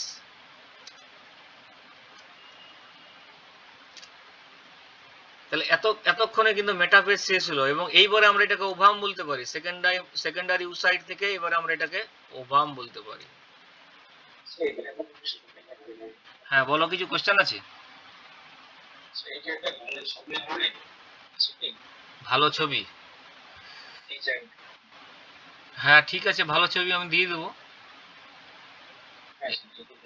হ্যাঁ মানে জিনিসটা বুঝবার চেষ্টা করো। জিনিসটা হচ্ছে যে যখনই স্পার্ম এবং ওভাম ফিউজ করছে এবং নিউক্লিয়াসটা যখনই এগের সাইটোপ্লাজমে প্রবেশ করছে, তখনই কিন্তু এই মেটাফেজ 2 যে ফ্যাক্টরটা ছিল যেটা অ্যারেস্ট হয়েছিল তার পরিবর্তে সেটা ডিঅ্যাক্টিভেটেড হয়ে যাচ্ছে। সেই ডিঅ্যাক্টিভেটেড বলে অ্যানাফেজ প্রমোশন ফ্যাক্টর সে কিন্তু অ্যাক্টিভেট হয়ে যাচ্ছে, ফলে অ্যানাফেজ শুরু হয়ে যাচ্ছে এবং অ্যানাফেজ তারপরে তোমার টেলোফেজ ইত্যাদির ফলে যে নিউক্লিয়াসটা তৈরি হচ্ছে, যে এগ প্রো নিউক্লিয়াসটা তৈরি হচ্ছে এবং দুটো পোলার বডি তৈরি হচ্ছে, দুটো পোলার বডি, এগুলো যে পোলার বডি এগুলো হচ্ছে পোলার বডি, এগুলো পোলার বডি, এগুলো পরে নষ্ট হয়ে যায়, ডিসইন্টিগ্রেট হয়ে যায়। এই নিউক্লিয়াসটা কিন্তু এখন কিন্তু ওভামের নিউক্লিয়াস, এটা এগ প্রো নিউক্লিয়াস বলা হয়, আর এটা স্পার্ম প্রো নিউক্লিয়াস। এইবারে লাস্ট যে ফেজটা আছে সেই ফেজটাকে বলা হয় fusion of egg pronucleus with sperm প্রোনিউক্লিয়াস।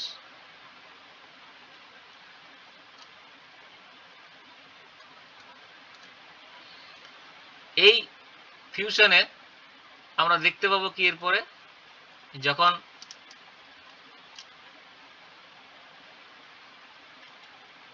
দেখো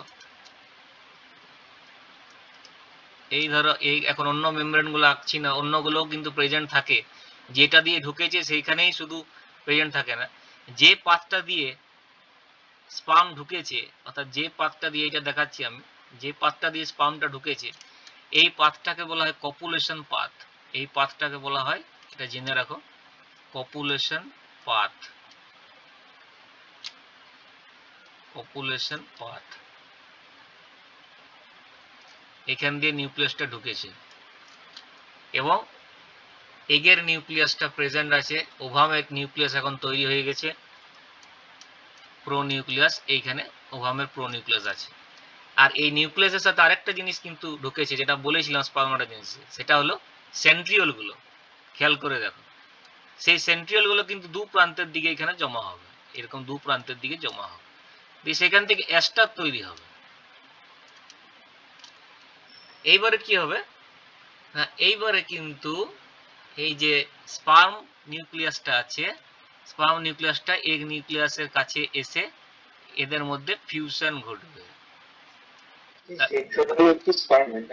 হ্যাঁ, স্পার্মের যে সেন্ট্রিওল ছিল, সেই যে হ্যাঁ হ্যাঁ হ্যাঁ ঠিক ঠিক, যে স্পার্মের সেন্ট্রিওল ছিল সেই সেন্ট্রিওল মেশিনারিটা কিন্তু এখানে কাজে লাগছে। বাকি সব ম্যাটারনাল, বাকি যা কিছু কাজে লাগবে, অর্থাৎ এখানে এনার্জি দেওয়ার ক্ষেত্রে মাইটোকন্ড্রিয়া লাগবে, এন্ডোপ্লাজমিক রেটিকুলাম লাগবে, অন্যান্য যা কিছু লাগবে সব কিছু কিন্তু প্রোভাইড করবে এগ অর্থাৎ ম্যাটারনাল। বাকি কিন্তু এই সেন্ট্রিওলটা যেটা অ্যাস্টার তৈরি করছে এদের এই ফিউশনের জন্য, সেটা কিন্তু অরিজিন হচ্ছে স্পার্ম। এবারে স্পার্মের প্রো নিউক্লিয়াস আর এগের প্রো নিউক্লিয়াস এখানে ফিউশন হয়ে গেল। যখন এখানে ফিউশন হয়ে গেল তখন এইটা দেখা যাবে কি না 2n ডিপ্লয়েড হয়ে যাবে, কারণ n এবং n দুটো নিউক্লিয়াসের ফিউশন হলো, তখন এইটা হয়ে গেল ডিপ্লয়েড। একে তখন বলা হয় সিনক্যারিয়ন, একে বলা হয় সিনক্যারিয়ন। আর এই ফিউশনের প্রসেসটাকে বলা হয় পরীক্ষায় পড়ে অ্যাম্ফিমিক্সিস।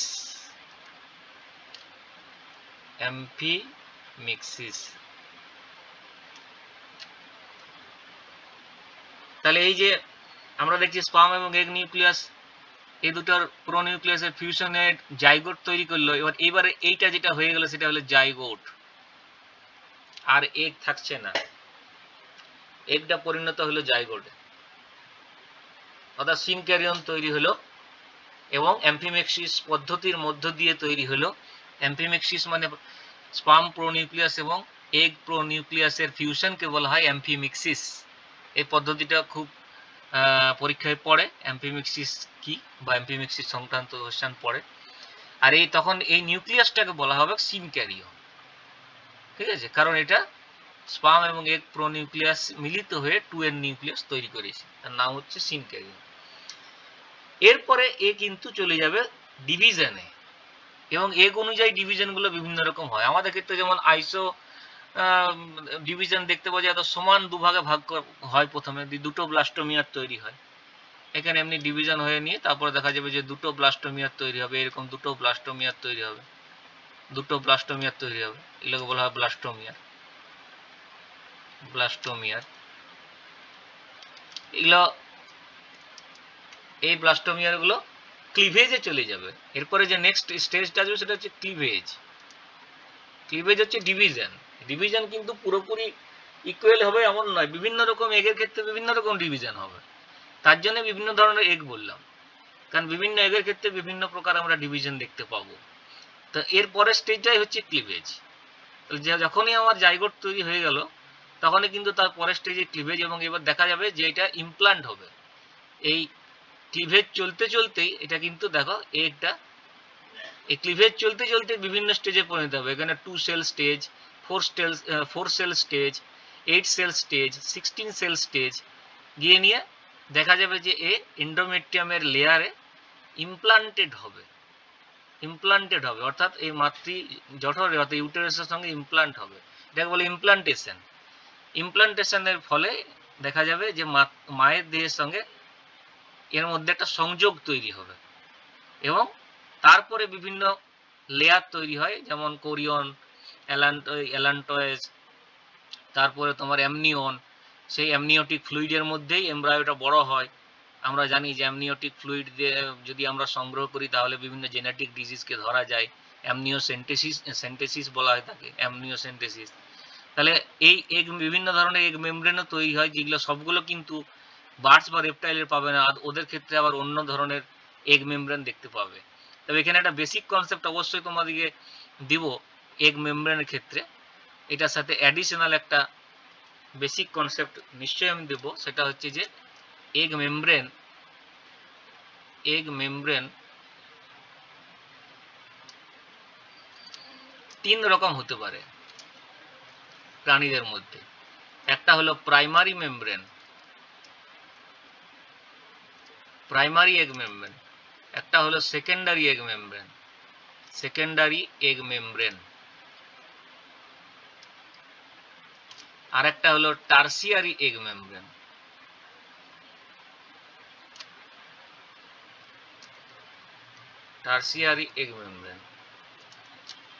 প্রাইমারি কোনটা? প্রাইমারি হচ্ছে যে এগ মেমব্রেন উসাইট থেকেই তৈরি হয়, সিক্রেটেড বাই উসাইট ইটসেলফ, তাকে বলা হয় primary egg membrane. Secondary egg membrane কাকে বলা হয়? যেগুলো সিক্রেটেড বাই ওভারি, তাদের বলা হয় সেকেন্ডারি এগ মেমব্রেন। আর টার্সিয়ারি এগ মেমব্রেন কাদের বলা হয়? যে সমস্ত egg membrane secreted by oviduct or uterus, তাদের বলা হয় টার্সিয়ারি এগ মেমব্রেন। যেমন ম্যামেলের ক্ষেত্রে যদি আমরা ধরি, তাহলে ম্যামেলের ক্ষেত্রে আমরা দেখব যে ম্যামেলের ক্ষেত্রে জোনা পেলুসিডা এটা হলো ম্যামেলদের ক্ষেত্রে প্রাইমারি এগ মেমব্রেন। 2 নম্বর আমরা দেখব জোনা রেডিয়েটা,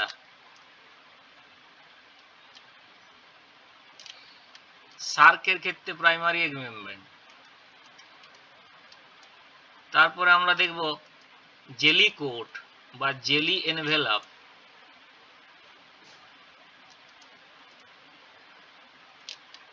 এটা কিন্তু ইকাইনোডার্মাটার ক্ষেত্রে যেমন এক্সাম্পল হচ্ছে সি আর্চিন,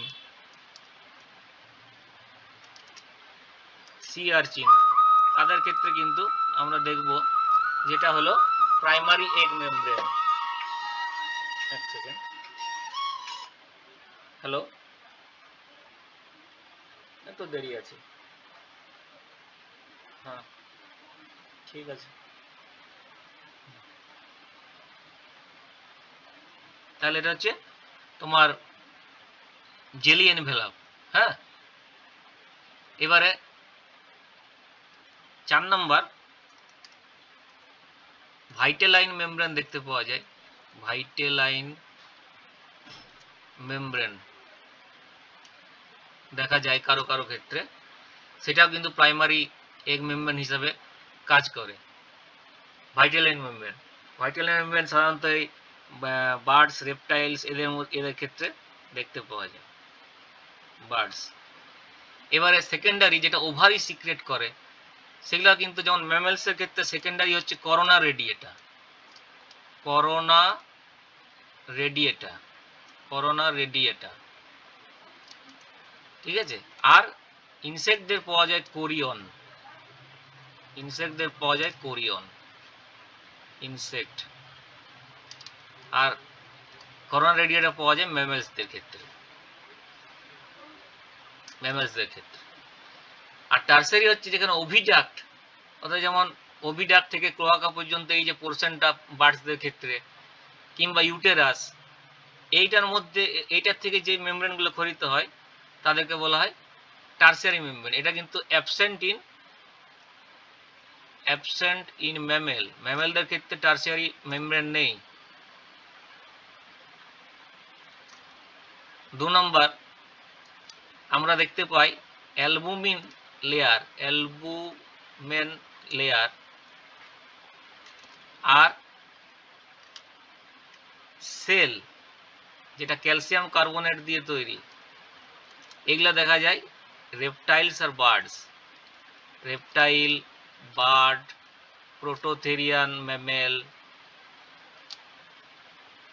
এদের ক্ষেত্রে দেখতে পাওয়া যায় অ্যালবুমিন লেয়ার এবং সেল।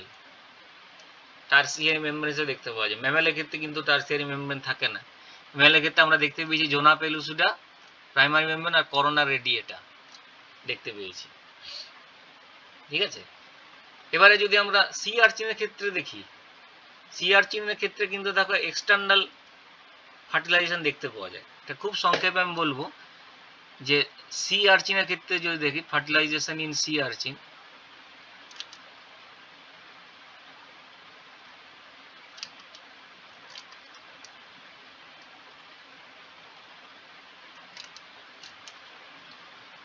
সেক্ষেত্রে আমরা এই যে স্টেপগুলো পরপর দেখলাম ম্যামেলসদের ক্ষেত্রে, সেই স্টেপগুলো কি কি ঘটবে, স্টেপগুলো দেখো একটু তফাৎ দেখতে পাওয়া যাবে সি আর্চিনের ক্ষেত্রে।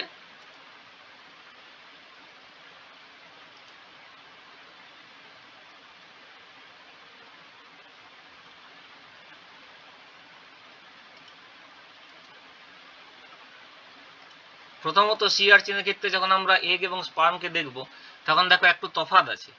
এই বাইরে সবচেয়ে বাইরে যেটা আবরণটা আছে, এইটা হচ্ছে জেলি কোট। এই যে জেলি কোট, এই আবরণটা, এই যে গোলাপি রঙের আবরণটা জেলি কোট। তারপরে দেখো এই যে আবরণটা আছে, এই যে একটা আবরণ দেখতে পাওয়া যাচ্ছে, এই আবরণটা বলছে ভাইটালাইন এনভেলাপ। তারপরে এই যে আবরণটা, এটা হচ্ছে সেল মেমব্রেন। তার ভিতরে এখানে কটেক্স, যেটা হচ্ছে এক্সোপ্লাজম। তার মধ্যে এখানে এগ কটেক্সে আছে কর্টিক্যাল গ্র্যানিউল, এবং এইটা হলো নিউক্লিয়াস, এটা হলো নিউক্লিয়াস।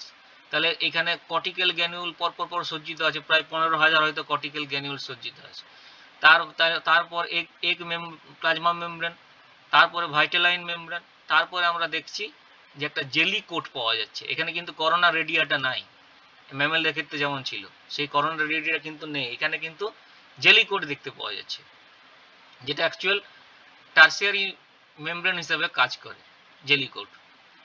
আর স্পার্মের ক্ষেত্রে একটা গঠন দেখো একটু সামান্য তফাৎ, সব একই। অ্যাক্রোজম আছে, এই যে অ্যাক্রোজম আছে, নিউক্লিয়াস আছে, এইখানে মাইটোকন্ড্রিয়া আছে, এর জায়গাতে মাইটোকন্ড্রিয়া আছে, এই জায়গাতে এইখানে একটা আছে, এটা হচ্ছে গ্লোবিউলার, এটা গ্লোবিউলার ফিলামেন্ট এখানে দেখতে পাওয়া যায়। গ্লোবিউলার অ্যাক্টিন বলা হয় এটাকে, এইটাকে বলা হয় globular actin. Globular actin, globular actin. এই যে লাল অংশটা দেখতে পাচ্ছ, লাল অংশটা, এটা গ্লোবিউলার অ্যাক্টিন। এই গ্লোবিউলার অ্যাক্টিন কিন্তু একটা মুখ্য ভূমিকা পালন করে এদের ক্ষেত্রে। তাহলে স্পার্মের গঠন মোটামুটি একই, নিউক্লিয়াস আছে এইখানে, যেমন নেভেনকান ছিল নেভেনকান আছে, অ্যাক্রোজোম আছে এইখানে। এইখানে শুধু তফাৎ হচ্ছে গ্লোবিউলার অ্যাক্টিন থাকছে এই যে লাল পোর্শনটা, আর এখানে কতগুলো ডট ডট ডট ডট দেখতে পাওয়া যায়। এইখানে কতগুলো ডট ডট দেখতে পাবে, এই যে ডট ডট ডট এখানে দেখতে পাবে, এগুলোকে বলে বিন্ডিন।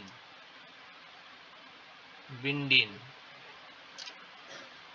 যেটা অ্যাক্রোজোমের মধ্যে থাকে, অ্যাক্রোজোমের নিচে থাকে। এটা যদি এই গ্লোবিউলার অ্যাক্টিন যদি অ্যাক্টিনে পরিণত হয় এবং বার হয়ে যায়, তাহলে তখন বিন্ডিং গুলো এক্সপোজ হয়ে যাবে। এটা দেখাচ্ছি কিভাবে এক্সপোজ হয়ে যাবে।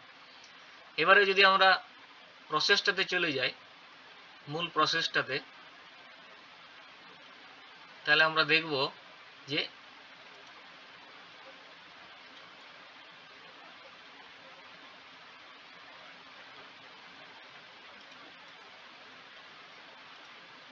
দেখো পরপর কি ঘটনাগুলো ঘটছে। এখানে প্রথমে হচ্ছে কি, sperm contract jelly layer. Jelly layer, এখানে জেলি লেয়ার হচ্ছে সবচেয়ে বাইরের লেয়ার। তারপরে আছে ভাইটালাইন এনভেলপ, তারপরে আছে এগ সেল মেমব্রেন, এই নীলটা, এই হলুদটা হচ্ছে জেলি লেয়ার। তারপরে এই গ্রে কালারটা হচ্ছে ভাইটালাইন এনভেলপ, আর এই ব্লু কালারটা হচ্ছে এগ সেল মেমব্রেন। ঠিক আছে? তো প্রথমে দেখো এই এগ, এই যে এই জেলি লেয়ারের সামনে আসছে, তো এইটা এইভাবে সামনে আসে না। এর জন্য দেখা যায়, কারণ এরা ফার্টিলাইজেশনটা কোথায় ঘটে, অনেক ফার্টিলাইজেশন কোথায়, এখানে ধরো এগ রিলিজ, এইখানে ধরো এগ রিলিজ করেছে, আর এইখানে স্পার্ম রিলিজ করেছে অন্য সি আর্চিন, একই প্রজাতির হতে হবে, স্পার্ম রিলিজ করেছে, দুটো অনেক দূরত্বে আছে। তাহলে স্পিসিস স্পেসিফিক্যালি কি করে চিনবে? এটার জন্য দেখা যায় এদের এগের মধ্যে একটা বিশেষ ধরনের এগ থেকে একটা কেমিক্যাল রিলিজ হয়, যে কেমিক্যালটাকে বলা হয় রিসেপ্ট।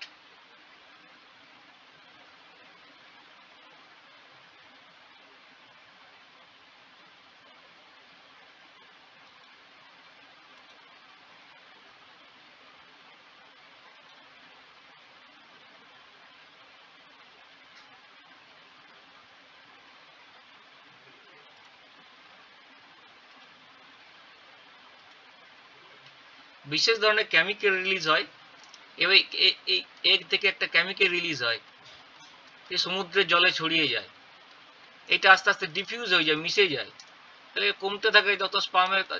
স্পার্ম কিন্তু এই কেমিক্যালটাকে, এটাকে বলে কেমো অ্যাট্রাক্টেন্ট, যেটাকে নাম হচ্ছে রিসেপ্ট। এটা 14টা অ্যামাইনো অ্যাসিডের একটা পেপটাইড। এইটাকে কিন্তু স্পার্ম চিনতে পারে, স্পিসিস স্পেসিফিক্যালি চিনতে পারে, এবং এটা যখনই সে চিনতে পারে তখনই তার মধ্যে কিছু পরিবর্তন দেখতে পাওয়া যায়। তার মধ্যে কি পরিবর্তন দেখতে পাওয়া যায়, যে এর মধ্যে ক্যালসিয়াম আয়ন প্রবেশ করে, ক্যালসিয়াম আয়ন প্রবেশ করে। ক্যালসিয়াম 2 কোথা থেকে পায়, যে এখানে ওয়াটার বডি আছে, ওয়াটার থেকে পায়। যখন এই ক্যালসিয়াম আয়ন এখানে পরিমাণটা বেড়ে যায়, তখন দেখা যায় এর মাইটোকন্ড্রিয়াল অ্যাক্টিভিটি বেড়ে যায় এবং এর ফ্লাজেলার মুভমেন্টটা বেড়ে যায়, ফলে এ কিন্তু তাড়াতাড়ি এখানে পৌঁছায়, অ্যাপ্রোচ করে, এগের কাছ পর্যন্ত পৌঁছায়, ফলে এর মোটিলিটিটা বেড়ে যায়। যখন এগের কাছ পর্যন্ত পৌঁছায় এই রিসেপ্টের আকর্ষণে, তখন এই যে পদ্ধতিটাকে বলা কেমোট্যাক্সিস, এটাকে বলা হয় কেমোট্যাক্সিস। কেমোট্যাক্সিস অর্থাৎ এই কেমো অ্যাট্রাক্টেন্ট দ্বারা আকর্ষিত হয়ে এইখানে দেখা গেল যে কেমোট্যাক্সিস হয়ে চিনল। এটা তোমাকে দেখি, এখানে যদি ছবি আছে তোমাকে দেখাচ্ছি তোমাদেরকে।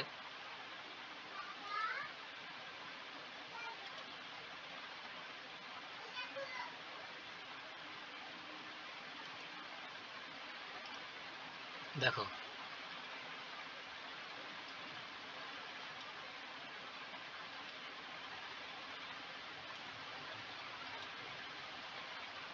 দেখো এইখানে এটা এগ রিসেপ্ট, এখান থেকে মলিকিউল কেমো অ্যাট্রাক্টেন্ট, এটা 14 অ্যামাইনো অ্যাসিডের একটা পেপটাইড। সেটা যখন জলে মিশলো এবং তাকে যখন এনকাউন্টার করলো স্পার্ম, তখন স্পার্মের একটা বিশেষ ধরনের, এই যে দেখো এখানে আছে, এটা হচ্ছে রিসেপ্টর গুয়ানাইল সাইক্লেজ। এই RGC এটা অ্যাক্টিভেট হয়ে যায়, এবং যখনই এই রিসেপ্টরটা এসে স্পার্মের গায়ে এখানে যখন অ্যাটাচ হয়ে গেল, তখন একটা সাইকেল অ্যাক্টিভেট হয়ে যায়, জিটিপি থেকে সাইক্লিক জিএমপি তৈরি হয়। সাইক্লিক জিএমপি তৈরি হয়ে গেলে এটা অ্যাক্টিভেট করে ক্যালসিয়াম আয়ন বা চ্যানেলকে অ্যাক্টিভেট করে, কারণ প্লাজমা মেমব্রেনের মধ্যে স্পার্মের প্লাজমা মেমব্রেনের মধ্যে ক্যালসিয়াম চ্যানেল আছে, ফলে বাইরের থেকে ক্যালসিয়াম কিন্তু দেখো ভিতরে প্রবেশ করে। আর যখনই ক্যালসিয়ামের পরিমাণ এখানে বেড়ে গেল, তখনই স্পার্মের এই যে মোটিলিটি এটা অনেক বেড়ে যাবে, এবং ডাইরেকশন, নির্দিষ্ট ডাইরেকশনে স্পার্ম কিন্তু ছুটবে। স্পার্ম নির্দিষ্ট ডাইরেকশনে ছুটবে, অর্থাৎ এগের কাছ পর্যন্ত পৌঁছবে। এগের কাছ পর্যন্ত যখনই পৌঁছে গেল, স্পার্ম যখনই এগের কাছ পর্যন্ত পৌঁছে গেল, অর্থাৎ এবারে স্পার্মের মোটিলিটি এবং ডাইরেকশন পেয়ে গেল যে কোথায় যেতে হবে স্পিসিস স্পেসিফিক্যালি। অনেক রকমের স্পিসিসের কিন্তু থাকতে পারে স্পার্ম এবং এগ, কিন্তু স্পিসিস স্পেসিফিক ইন্টারাকশনটা কিন্তু ঘটবে ডিউ টু এ রিসেপ্ট প্রোটিনের জন্য। কারো ক্ষেত্রে স্পেরেক্টো বলা হয়, স্পিসিস ভেদে। এটা যেমন অ্যারবেসিয়া পাংচুলেটা একটা স্পিসিস, তার ক্ষেত্রে রিসেপ্ট বলা হয়, সেই রিসেপ্টটা দেখানো হয়েছে আরবেসিয়া পাংচুলেটার মধ্যে। সেখানে যখনই এই রিসেপ্টটা এসে যুক্ত হলো, তখনই জিটিপি থেকে সাইক্লিক জিএমপি তৈরি হলো। এটা ক্যালসিয়ামকে অ্যাক্টিভেট করলো, ক্যালসিয়াম চ্যানেলের মধ্যে দিয়ে ক্যালসিয়াম ভিতরে প্রবেশ করলো প্লাজমা মেমব্রেনের। কার? স্পার্মের। এটা হচ্ছে স্পার্মের অংশ। ফলে ইনফ্লাক্স অফ ক্যালসিয়াম 2+ হওয়ার ফলে মোটিলিটি বেড়ে গেল, এবং ডাইরেকশন নির্দিষ্ট হয়ে গেল কোন দিকে যেতে হবে, অর্থাৎ এইখান পর্যন্ত এই দিকে যে যেতে হবে সেটা নির্দিষ্ট হয়ে গেল ডাইরেকশন। এরপরে দেখা যাবে কি হবে, যখনই পৌঁছে গেল এই এগের কাছে, তখন কিছু পরিবর্তন হবে এর মধ্যে। যখনই এগের কাছ পর্যন্ত পৌঁছে যাবে, তখনই এর জেলিকোটের কিন্তু সঙ্গে অ্যাক্রোজোম রিঅ্যাকশন হবে, যেটা কিন্তু হয়নি আমরা হিউম্যানের ক্ষেত্রে দেখতে পাইনি। এখানে কিন্তু দেখবো অ্যাক্রোজোম রিঅ্যাকশনটা এইখানে জেলি লেয়ারেই শুরু হয়ে গেছে। অ্যাক্রোজোম রিঅ্যাকশন মানে অ্যাক্রোজোম ফেটে যাওয়াটা জেলি লেয়ারে ঘটেনি। অ্যাক্রোজোম ফেটে যাওয়াটা কোথায় ঘটেছিল? আমরা দেখেছিলাম জোনা পেলুসিডার ওইখানে যখন ফিউশন হয়েছিল তখন ঘটেছিল। এখানে কিন্তু জেলি লেয়ারের মধ্যেই অ্যাক্রোজোম ফেটে যাবে, অ্যাক্রোজোম রিঅ্যাকশন হয়ে যাবে, আগেই হচ্ছে প্রথমে, এবং জেলি লেয়ারকে ভেদ করে এ পৌঁছাবে কোথায়? ভাইটিলাইন মেমব্রেন পর্যন্ত। এর মধ্যে এই জেলি লেয়ারকে ভেদ করে ভাইটিলাইন মেমব্রেন পর্যন্ত পৌঁছানোর মধ্যে এর একটা পরিবর্তন দেখা যাবে। কোথায় পরিবর্তন দেখা যাবে? এই যে এখানে বলেছিলাম গ্লোবিউলার অ্যাক্টিন আছে, এই গ্লোবিউলার অ্যাক্টিন কি হবে? আস্তে আস্তে বৃদ্ধি পাবে, যেহেতু ক্যালসিয়ামের চ্যানেলটা খুলে গেছে, ক্যালসিয়ামের পরিমাণ বেড়ে গেছে, ফলে এই বৃদ্ধি পাবে। বৃদ্ধি পেয়ে দেখা যাবে এর একটা প্রোটিউশন তৈরি হলো। এই যে দেখা যাচ্ছে একটা প্রোটিউশন তৈরি হয়েছে, যে বৃদ্ধি পেয়েছে, ফলে এইখানে ভিতরে এইখানে যে ছিল বাইন্ডিং প্রোটিন, সেই বাইন্ডিংটা এক্সপোজড হয়ে গেছে। কোথায়? দেখো বাইরে এই যে দানা দানা দেখতে পাওয়া যাচ্ছে, এই বাইন্ডিংটা এক্সপোজ হয়ে গেছে। বাইন্ডিং এর কাজ কি? বাইন্ডিং এর কাজ হলো বাইন্ডিং এর কাজ হলো এই ভাইটিলাইন এনভেলাপের সঙ্গে কন্ট্যাক্ট তৈরি করা, যাতে ফার্টিলাইজেশন কোন তৈরি করতে পারে এগ মেমব্রেনের সঙ্গে, এগ মেমব্রেন যেটা, সেই মেমব্রেনের সঙ্গে যাতে ফার্টিলাইজেশন কোন তৈরি করতে পারে। ফার্টিলাইজেশন কোন নিশ্চয়ই মনে পড়ছে, আমরা ওইখানেও বলেছিলাম হিউম্যানের ক্ষেত্রে, অর্থাৎ বিন্ডিং এখানে একটা ভাইটাল রোল প্লে করছে। এই যে এখানে দেখো কি পরিবর্তন হচ্ছে, এই যে এখানে গ্লোবিউলার অ্যাক্টিন ছিল, এটা নিউক্লিয়াস, এটা গ্লোবিউলার অ্যাক্টিন, এই পোর্শনটা এটা একটু বড় করছি দেখো,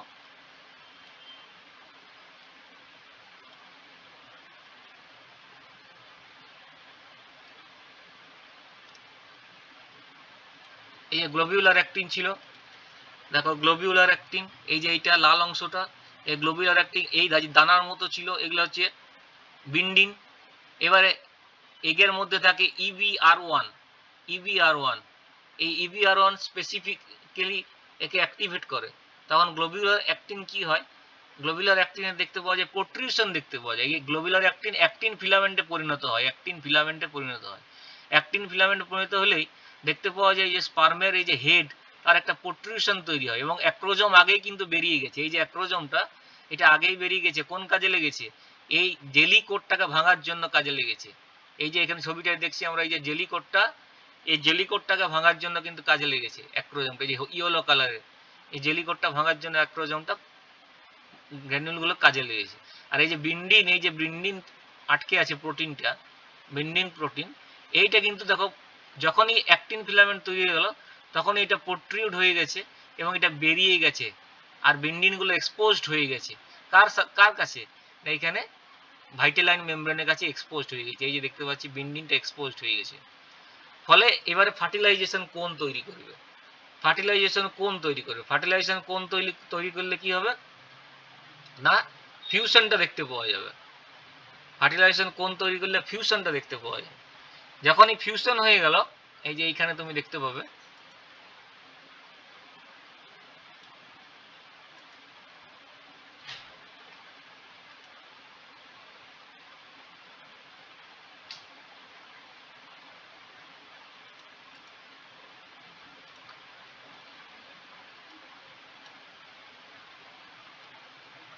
দেখো এইখানে দেখো, এই যে এখানে জেলি কোটকে ভেদ করে প্রবেশ করছে ভাইটালাইনের কাছ পর্যন্ত, তখন দেখো এখানে বেন্ডিন এক্সপোজ হয়ে যাচ্ছে।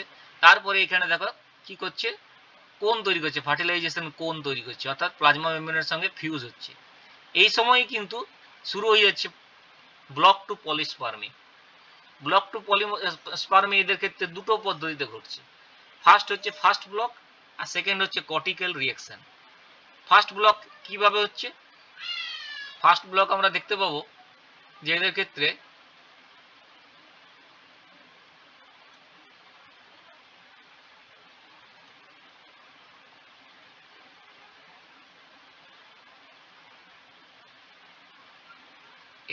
ফার্স্ট ব্লক আমরা দেখব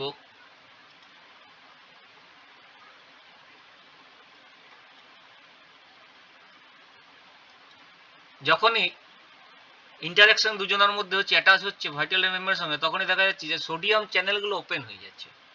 সোডিয়াম চ্যানেল ওপেন হলে অর্থাৎ বেশি পরিমাণ সোডিয়াম কিন্তু ভিতরে প্রবেশ করছে। ভিতরে প্রবেশ করার ফলে এগের প্লাজমা মেমব্রেনের নিচে যে পোটেনশিয়াল ছিল সেটা ছিল নেগেটিভ। সেই পোটেনশিয়ালটা যখনই সোডিয়াম এখানে প্রবেশ করতে শুরু করলো Na+ এবং হাইড্রোজেন বের হয়ে যায় H+, এর ফলে এই নেগেটিভ পোটেনশিয়ালটা পজিটিভ পোটেনশিয়ালে পরিণত হয়। এবং এখানে দেখা যাচ্ছে যে এটা -70 মিলিভোল্ট ছিল, -70 মিলিভোল্ট ছিল। এই -70 মিলিভোল্ট, এই যে দেখাচ্ছে -70 মিলিভোল্ট, এটা পৌঁছে যায় +20। এই যে এখানে দেখাচ্ছে এটা +20, এই পর্যন্ত পৌঁছে যায়, এটা +20 মিলিভোল্টে পৌঁছে যায়, অর্থাৎ ডিপোলারাইজেশন ঘটে 1 থেকে 3 সেকেন্ড। 1 থেকে 3 সেকেন্ড দেখতে পাওয়া যায় এখানে ডিপোলারাইজেশন শুরু হয়ে যাচ্ছে। তার ফলে কি হয়, স্পাম কিন্তু এখানে আর প্রবেশ করতে, অন্য সেকেন্ড স্পাম প্রবেশ করতে পারে না। ফলে এই ডিপোলারাইজেশনের জন্য সেকেন্ড কোনো স্পাম প্রবেশ করতে পারে না। এটাকে বলা হয় ফার্স্ট ব্লক টু পলিস্পার্মি। এটা স্পাম ফিউশন অন্য আদার স্পাম ফিউশনে কিন্তু বাধা সৃষ্টি করে। দ্বিতীয় পদ্ধতি হচ্ছে এটা কর্টিক্যাল রিঅ্যাকশন এখানে ঘটে। এই যে যখনই কোন তৈরি হয়ে গেল তখনই দেখা যায় যে এইখানে যে কর্টিক্যাল গ্র্যানিউলগুলো ছিল প্লাজমা পর্দার নিচে, যে কর্টিক্যাল গ্র্যানিউলগুলো ছিল সেগুলো অ্যাক্টিভেট হয়ে গিয়ে নিয়ে প্লাজমা মেমব্রেনের সঙ্গে ফিউজ করে গেল। ফিউজ করার পরে এই কর্টিক্যাল গ্র্যানিউলগুলো বাস্ট করে গেল, এক্সোসাইটোসিস হয়ে গেল এবং কর্টিক্যাল গ্র্যানিউল এখানে মুক্ত হয়ে গেল। মুক্ত হওয়ার ফলে এখানে তৈরি করছে একটা মেমব্রেন, যাকে বলা হচ্ছে ফার্টিলাইজেশন মেমব্রেন। ফার্টিলাইজেশন মেমব্রেন তৈরি করা এটা খুব গুরুত্বপূর্ণ স্টেজ, যেখানে স্লো ব্লক টু পলিস্পার্মি দেখতে পাওয়া যায়। অর্থাৎ এখানে কিন্তু দেখা যাবে যে আর দ্বিতীয় কোনো স্পাম ঢোকার কোনো সম্ভাবনাই থাকবে না, কারণ এখানে একটা খুব শক্ত মেমব্রেন তৈরি হয়ে গেছে, যে মেমব্রেনটার জন্য আর কোনো সেকেন্ড স্পাম এখানে ঢোকার কোনো সুযোগই থাকবে না। এখানে জাস্ট ওই চ্যানেলটা আমি দেখিয়েছি কিভাবে হয়েছে। দেখো এখানে যে যখন এখানে অ্যাটাচমেন্ট হলো, ঠিক আছে, EBR1 এর সঙ্গে, তখনই এখানে কাস্কেড একটা চালু হয়ে গেল, যেটা সব জানার দরকার নেই। হয়তো ফসফোলাইপেজ সি এই যে অ্যাক্টিভেট করে দিচ্ছে, PIP এটা ফসফো ইনোসিটল বাইফসফেটকে অ্যাক্টিভেট করে দিচ্ছে, যেটা দুটো জিনিসে ভেঙে যাচ্ছে, একটা IP3 একটা DAG ডাইএসাইল গ্লিসারল, আর একটা হচ্ছে ইনোসিটল ট্রাইফসফেট। ইনোসিটল ট্রাইফসফেট এগের ভিতরে যে ক্যালসিয়াম যে এন্ডোপ্লাজমিক রেটিকুলাম আছে তার ক্যালসিয়াম চ্যানেলটাকে দেখো ওপেন করে দিচ্ছে, ফলে কোষের মধ্যে ক্যালসিয়ামের পরিমাণটা বেড়ে যাচ্ছে। ক্যালসিয়ামের পরিমাণটা যখনই বেড়ে যাচ্ছে তখন দেখতে পাওয়া যাচ্ছে যে এই চ্যানেলটা ট্রিগার হয়ে যাচ্ছে, সোডিয়াম হাইড্রোজেন এক্সচেঞ্জ পাম্প। তখন বাইরের থেকে এইখানে সোডিয়াম ভিতরে প্রবেশ করছে, ভিতরে সোডিয়াম যদি প্রবেশ করে তাহলে অ্যালকাইনিটি বেড়ে যাবে, পিএইচটা বেড়ে যাবে। পিএইচটা যখনই বেড়ে যাবে তখন দুটো জিনিস ঘটতে পারে, কর্টিক্যাল গ্রানিউল এক্সোসাইটোসিস ঘটতে পারে নাম্বার 1 যেটা বলছিলাম, আর দ্বিতীয় হতে পারে এবার এগ অ্যাক্টিভেশন হয়ে যাবে, অর্থাৎ স্টিমুলেশন হয়ে যাবে, সেল ডিভিশন শুরু হবে, ডিএনএ সিনথেসিস শুরু হবে, আরএনএ ট্রান্সলেশন হবে এবং এগ অ্যাক্টিভেট হয়ে কিন্তু মিওসিস 2 কমপ্লিট হয়ে তারপরে কিন্তু জাইগোট তৈরি হবে। তাহলে এই একদিকে যেমন জাইগোট তৈরি হওয়ার প্রসেসের দিকে আগাবে, অন্যদিকে কর্টিক্যাল গ্র্যানিউল এক্সোসাইটোসিস হওয়ার ফলে পলিস্পার্মিটা আটকে দেবে, দুটো সাইমালটেনিয়াসলি ঘটবে, অর্থাৎ এখানে পলিস্পার্মিটা আটকে দেবে, এখানে জমা হওয়ার ফলে যেমন বললাম এই অসমোটিকিয়া বাড়িয়ে দিয়ে এখানে একটা লেয়ার তৈরি করে দিবে, এইখানে বাইরে এই যে নিচে জমা হয়ে কর্টিক্যাল গ্র্যানিউলগুলো এখানে একটা লেয়ার তৈরি করে দিবে, এই যে লেয়ারটা তৈরি করবে এটা হচ্ছে fertilization membrane, fertilization membrane. Fertilization membrane হয়ে গেল পার্মানেন্ট ব্লক টু পলিস্পার্মি। এটা যেহেতু ধীরে হয়, এটা এক মিনিট পর্যন্ত সময় লাগে, সেই জন্য এটাকে স্লো ব্লক বলা হয় টু পলিস্পার্মি। তাহলে সি আর্চিনের ক্ষেত্রে দুটোই কিন্তু significant, first block and slow block, একটা ডিপোলারাইজেশন হচ্ছে আর একটা দ্বিতীয় হচ্ছে কর্টিক্যাল রিঅ্যাকশন বা কর্টিক্যাল গ্র্যানিউল রিঅ্যাকশন, দুটোই কিন্তু খুব ইম্পর্টেন্ট। কিন্তু আমাদের হিউম্যানের ক্ষেত্রে স্লো ব্লকটাই ইম্পর্টেন্ট, ফার্স্ট ব্লকটা কিন্তু ইনসিগনিফিকেন্ট বা প্রাইমারি ব্লক হিসেবে কাজ করে না। পলিস্পার্মি যে কোনো সময় হতে পারে যদি না কর্টিক্যাল রিঅ্যাকশন হয়, কিন্তু এদের ক্ষেত্রে পার্মানেন্ট ব্লক দেখতে পাওয়া যায়। প্রথম ব্লক 1 থেকে 3 সেকেন্ডে শুরু হয়, 60 সেকেন্ড পর্যন্ত পারসিস্ট করে, সেটা হলো ফার্স্ট ব্লক।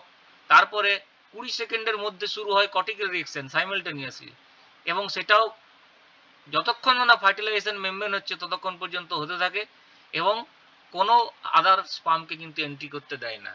তাহলে একটা স্পার্ম যখন ফিউজ হয়ে গেল তখন এই নিউক্লিয়াসটা এখানে এগের সাইটোপ্লাজমে প্রবেশ করে গেল। তারপরে যে পদ্ধতি বললাম অর্থাৎ অ্যাম্ফিমিক্সিস, অর্থাৎ এগ এবং এগের নিউক্লিয়াস এবং স্পার্মের নিউক্লিয়াস দুটোর মধ্যে ফিউশন হবে, যাকে বলা হবে অ্যাম্ফিমিক্সিস, এবং অ্যাম্ফিমিক্সিসের ফলে একটা ডিপ্লয়েড জাইগোট তৈরি হবে যাকে বলা হবে সিনক্যারিয়ন। এই অ্যাম্ফিমিক্সিস পদ্ধতির মাধ্যমে আমরা দেখব যে জাইগোট ফরমেশন হলো এবং ফার্টিলাইজেশন কমপ্লিট হলো। এরপরে যেটা হয় সেটা হচ্ছে ক্লিভেজ পদ্ধতি। তাহলে আমরা একটা এক্সটার্নাল ফার্টিলাইজেশনের এক্সাম্পল দেখলাম, যেটা ইন্টারনালের সঙ্গে কিছু কিছু জায়গায় তফাৎ দেখতে পেলাম। যেমন এইখানে বিন্ডিং প্রোটিনের কথা দেখলাম, এখানে জেলিকোটের ক্ষেত্রেই দেখলাম ভাঙবার জন্য তোমার হয়ে গেল অ্যাক্রোজোম রিঅ্যাকশন, কিন্তু হিউম্যানের ক্ষেত্রে দেখছিলাম না, জেলিকোট ভাঙবার জন্য নয়, বিভিন্ন এনজাইম সিক্রেট করছিল করোনা রেডিয়েটা ভাঙার জন্য, জোনা পেলিসিডা ভাঙার জন্য। তারপরে যখন প্লাজমা মেমব্রেনে গেল তখন দেখলাম যে অ্যাক্রোজোম রিঅ্যাকশনটা হলো এবং প্লাজমা মেমব্রেনের সঙ্গে ফিউজ করলো, ভাইটালাইন মেমব্রেনকে নষ্ট করে প্লাজমা মেমব্রেনের সঙ্গে ফিউজ করলো। তাহলে এই বিন্ডিংটা কিন্তু আমাদের হিউম্যানের ক্ষেত্রে দেখতে পাওয়া যায় না। আর কি, কেমোট্যাক্সিসটা দেখতে পাওয়া যায় না। এই যে কেমোট্যাক্সিস, এটাকে বলা হয় কেমোট্যাক্সিস, এটা হচ্ছে কেমোট্যাক্সিস। এই কেমোট্যাক্সিস কেন বলতো? কারণ আমাদের ক্ষেত্রে বেশিরভাগ কিন্তু স্পিসিস স্পেসিফিক, অবশ্যই আমাদের স্পিসিস স্পেসিফিসিটি কোথায় দেখায়? Anti fertilising anti fertilising reaction, যেটা এইখানেই কিন্তু আমাদের স্পিসিস স্পেসিফিক দেখায় আমাদের ক্ষেত্রে, হিউম্যানের ক্ষেত্রে। কিন্তু এদের ক্ষেত্রে যেহেতু জলে এইটা রিলিজ করছে, তাই এদের স্পিসিস স্পেসিফিসিটি দেখাতে গেলে এদের ক্ষেত্রে কিন্তু এই রিসেক্ট প্রোটিনটা কিন্তু ফ্যাক্টর করে। এই যে রিসেক্ট প্রোটিন যেটা এর থেকে রিলিজ হয়, এটা কেমো অ্যাট্রাক্টেন্ট, এইটা জলে কিন্তু রিলিজ হয়ে ডিফিউজ হচ্ছে এবং এইটাকেই শনাক্ত করছে স্পেসিফিক্যালি সেই স্পিসিসের এই স্পার্ম। যেমন ধরো একটা এক্সাম্পল, আরবেসিয়া পাংচুলেটা। আরবেসিয়া পাংচুলেটা হচ্ছে এক ধরনের সি আর্চিন, তাদের এগগুলো রিসেক্ট প্রোটিন রিলিজ করে, আর স্পার্মগুলো তাদের মধ্যে থাকে রিসেপ্টার গুয়ানাইল সাইক্লেজ, এই RGC। এ কিন্তু এই দেখো একদম ম্যাচিং করছে বলে এখানে কিন্তু আটকাচ্ছে, এই কিন্তু অন্য ক্ষেত্রে আলাদা রকম হবে, হয়তো ত্রিভুজ শেপ হলো, তাহলে ম্যাচ করবে না। যখন এই ম্যাচ হলো তখন জিটিপি থেকে সাইক্লিক জিএমপি হলো, তখন ক্যালসিয়াম চ্যানেল অ্যাক্টিভেট হলো, ফলে ক্যালসিয়াম ভিতরে প্রবেশ করলো, প্লাস স্পার্মের মোটিলিটি যেমন বাড়লো তেমনি ডিরেকশন ক্ষমতাটাও হয়ে গেল, কোন দিকে সে যাবে। এতক্ষণ তো সে জলে নানা দিকে যেতে পারতো, এবারে তার স্পেসিফিক ডিরেকশন সে পেয়ে গেল। স্পেসিফিক ডিরেকশন পাওয়ার পরে সে একটা নির্দিষ্ট ইয়ের এগের কাছাকাছি পৌঁছালো। এবারে তার দেখা গেল কি না তার মধ্যে দেখা যাচ্ছে তোমার অ্যাক্রোজোম রিঅ্যাকশন। অ্যাক্রোজোম রিঅ্যাকশনের ফলে দেখা যাচ্ছে এখানে কিছু পরিবর্তন ঘটছে, অ্যাক্রোজোমটা রিলিজ হয়ে গেল মলিকিউলগুলো, তারপরে এর যে বিন্ডিং প্রোটিনটা সেটা এক্সপোজ হয়ে যাচ্ছে, এক্সপোজ হয়ে প্লাজমা মেমব্রেনের সঙ্গে ফিউজ করছে, এখানে কোনিক ফার্টিলাইজেশন কোন তৈরি হচ্ছে এখানে। তারপরে পলিস্পার্মি আটকানোর জন্য দু রকম ঘটনা ঘটছে, একটা ফাস্ট পলিস্পার্মি, একটা স্লো ব্লক টু পলিস্পার্মি। এই দুটো পদ্ধতির মাধ্যমে আমরা দেখছি সেকেন্ড কোন স্পার্মকে ঢুকতে দিচ্ছে না, অর্থাৎ ফার্টিলাইজেশন মেমব্রেন তৈরি হয়ে যাচ্ছে। এবং এরপরে নেক্সট লাস্ট স্টেজ হচ্ছে যে অ্যাম্ফিমিক্সিস, অর্থাৎ এই মেল প্রো নিউক্লিয়াস আর ফিমেল প্রো নিউক্লিয়াসের মধ্যে ফার্টিলাইজেশন কমপ্লিট হচ্ছে, যার ফলে কিন্তু সিনক্যারিয়ন এবং ডিপ্লয়েড জাইগোট নিউক্লিয়াস তৈরি হচ্ছে, এবং যে সেলটা তৈরি হচ্ছে সেটা ডিপ্লয়েড জাইগোট, এবং সেইখান থেকে কিন্তু ডিভিশন হয়ে আস্তে আস্তে ক্লিভেজে গিয়ে পরবর্তী স্টেপগুলো ঘটছে। এটাই হলো ফার্টিলাইজেশন পদ্ধতি। মোটামুটি দুটোই আমি বলার চেষ্টা করলাম, ঠিক আছে? আজকের মতো থাক, বুঝতে পেরেছো?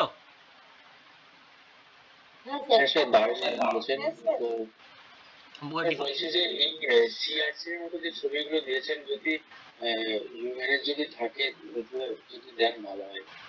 ঠিক আছে, আমি তো বুঝতে পেরেছি, খুবই ভালো, হ্যাঁ খুবই ভালো বুঝেছি, তো যদি থাকে ভালো হয়। হ্যাঁ ঠিক আছে, ছবিগুলো তোমার স্যারকে পাঠিয়ে দেবো, ঠিক আছে? তোমাদের স্যারের কম্পিউটারই থাকছে, স্যার পাঠিয়ে দেবেন। হ্যাঁ স্যার তোমাদের পাঠিয়ে দেবেন। জিনিসটা বুঝতে পেরেছো তো মোটামুটি? হ্যাঁ স্যার, দারুণ দারুণ। হ্যাঁ কিছু বেসিক ডিফারেন্সও আছে, এবং সেটা তার কারণটা বুঝতেই পারছো যে এক্সটার্নাল এবং ইন্টারনালের জন্য ডিফারেন্সটা। হ্যাঁ, কারণ এক্সটার্নালের ক্ষেত্রে কিছু তো ডিফারেন্স থাকবেই, যেহেতু বাইরে রিলিজ করছে। তো এই দুটো যদি মনে রাখো তাহলে মোটামুটি ধরে রাখো সবকিছুই মানে মানে মোটামুটি এইটার উপরেই চালাতে পারবে, এই কনসেপ্টের উপরে তুমি অ্যান্সার করতে পারবে। এক্সটার্নালের ক্ষেত্রে একরকম, ইন্টারনালের ক্ষেত্রে একরকম, মোটামুটি এইটার ক্ষেত্রে তুমি চালাতে পারবে। হ্যাঁ ঠিক আছে, গুড নাইট, থ্যাংক ইউ।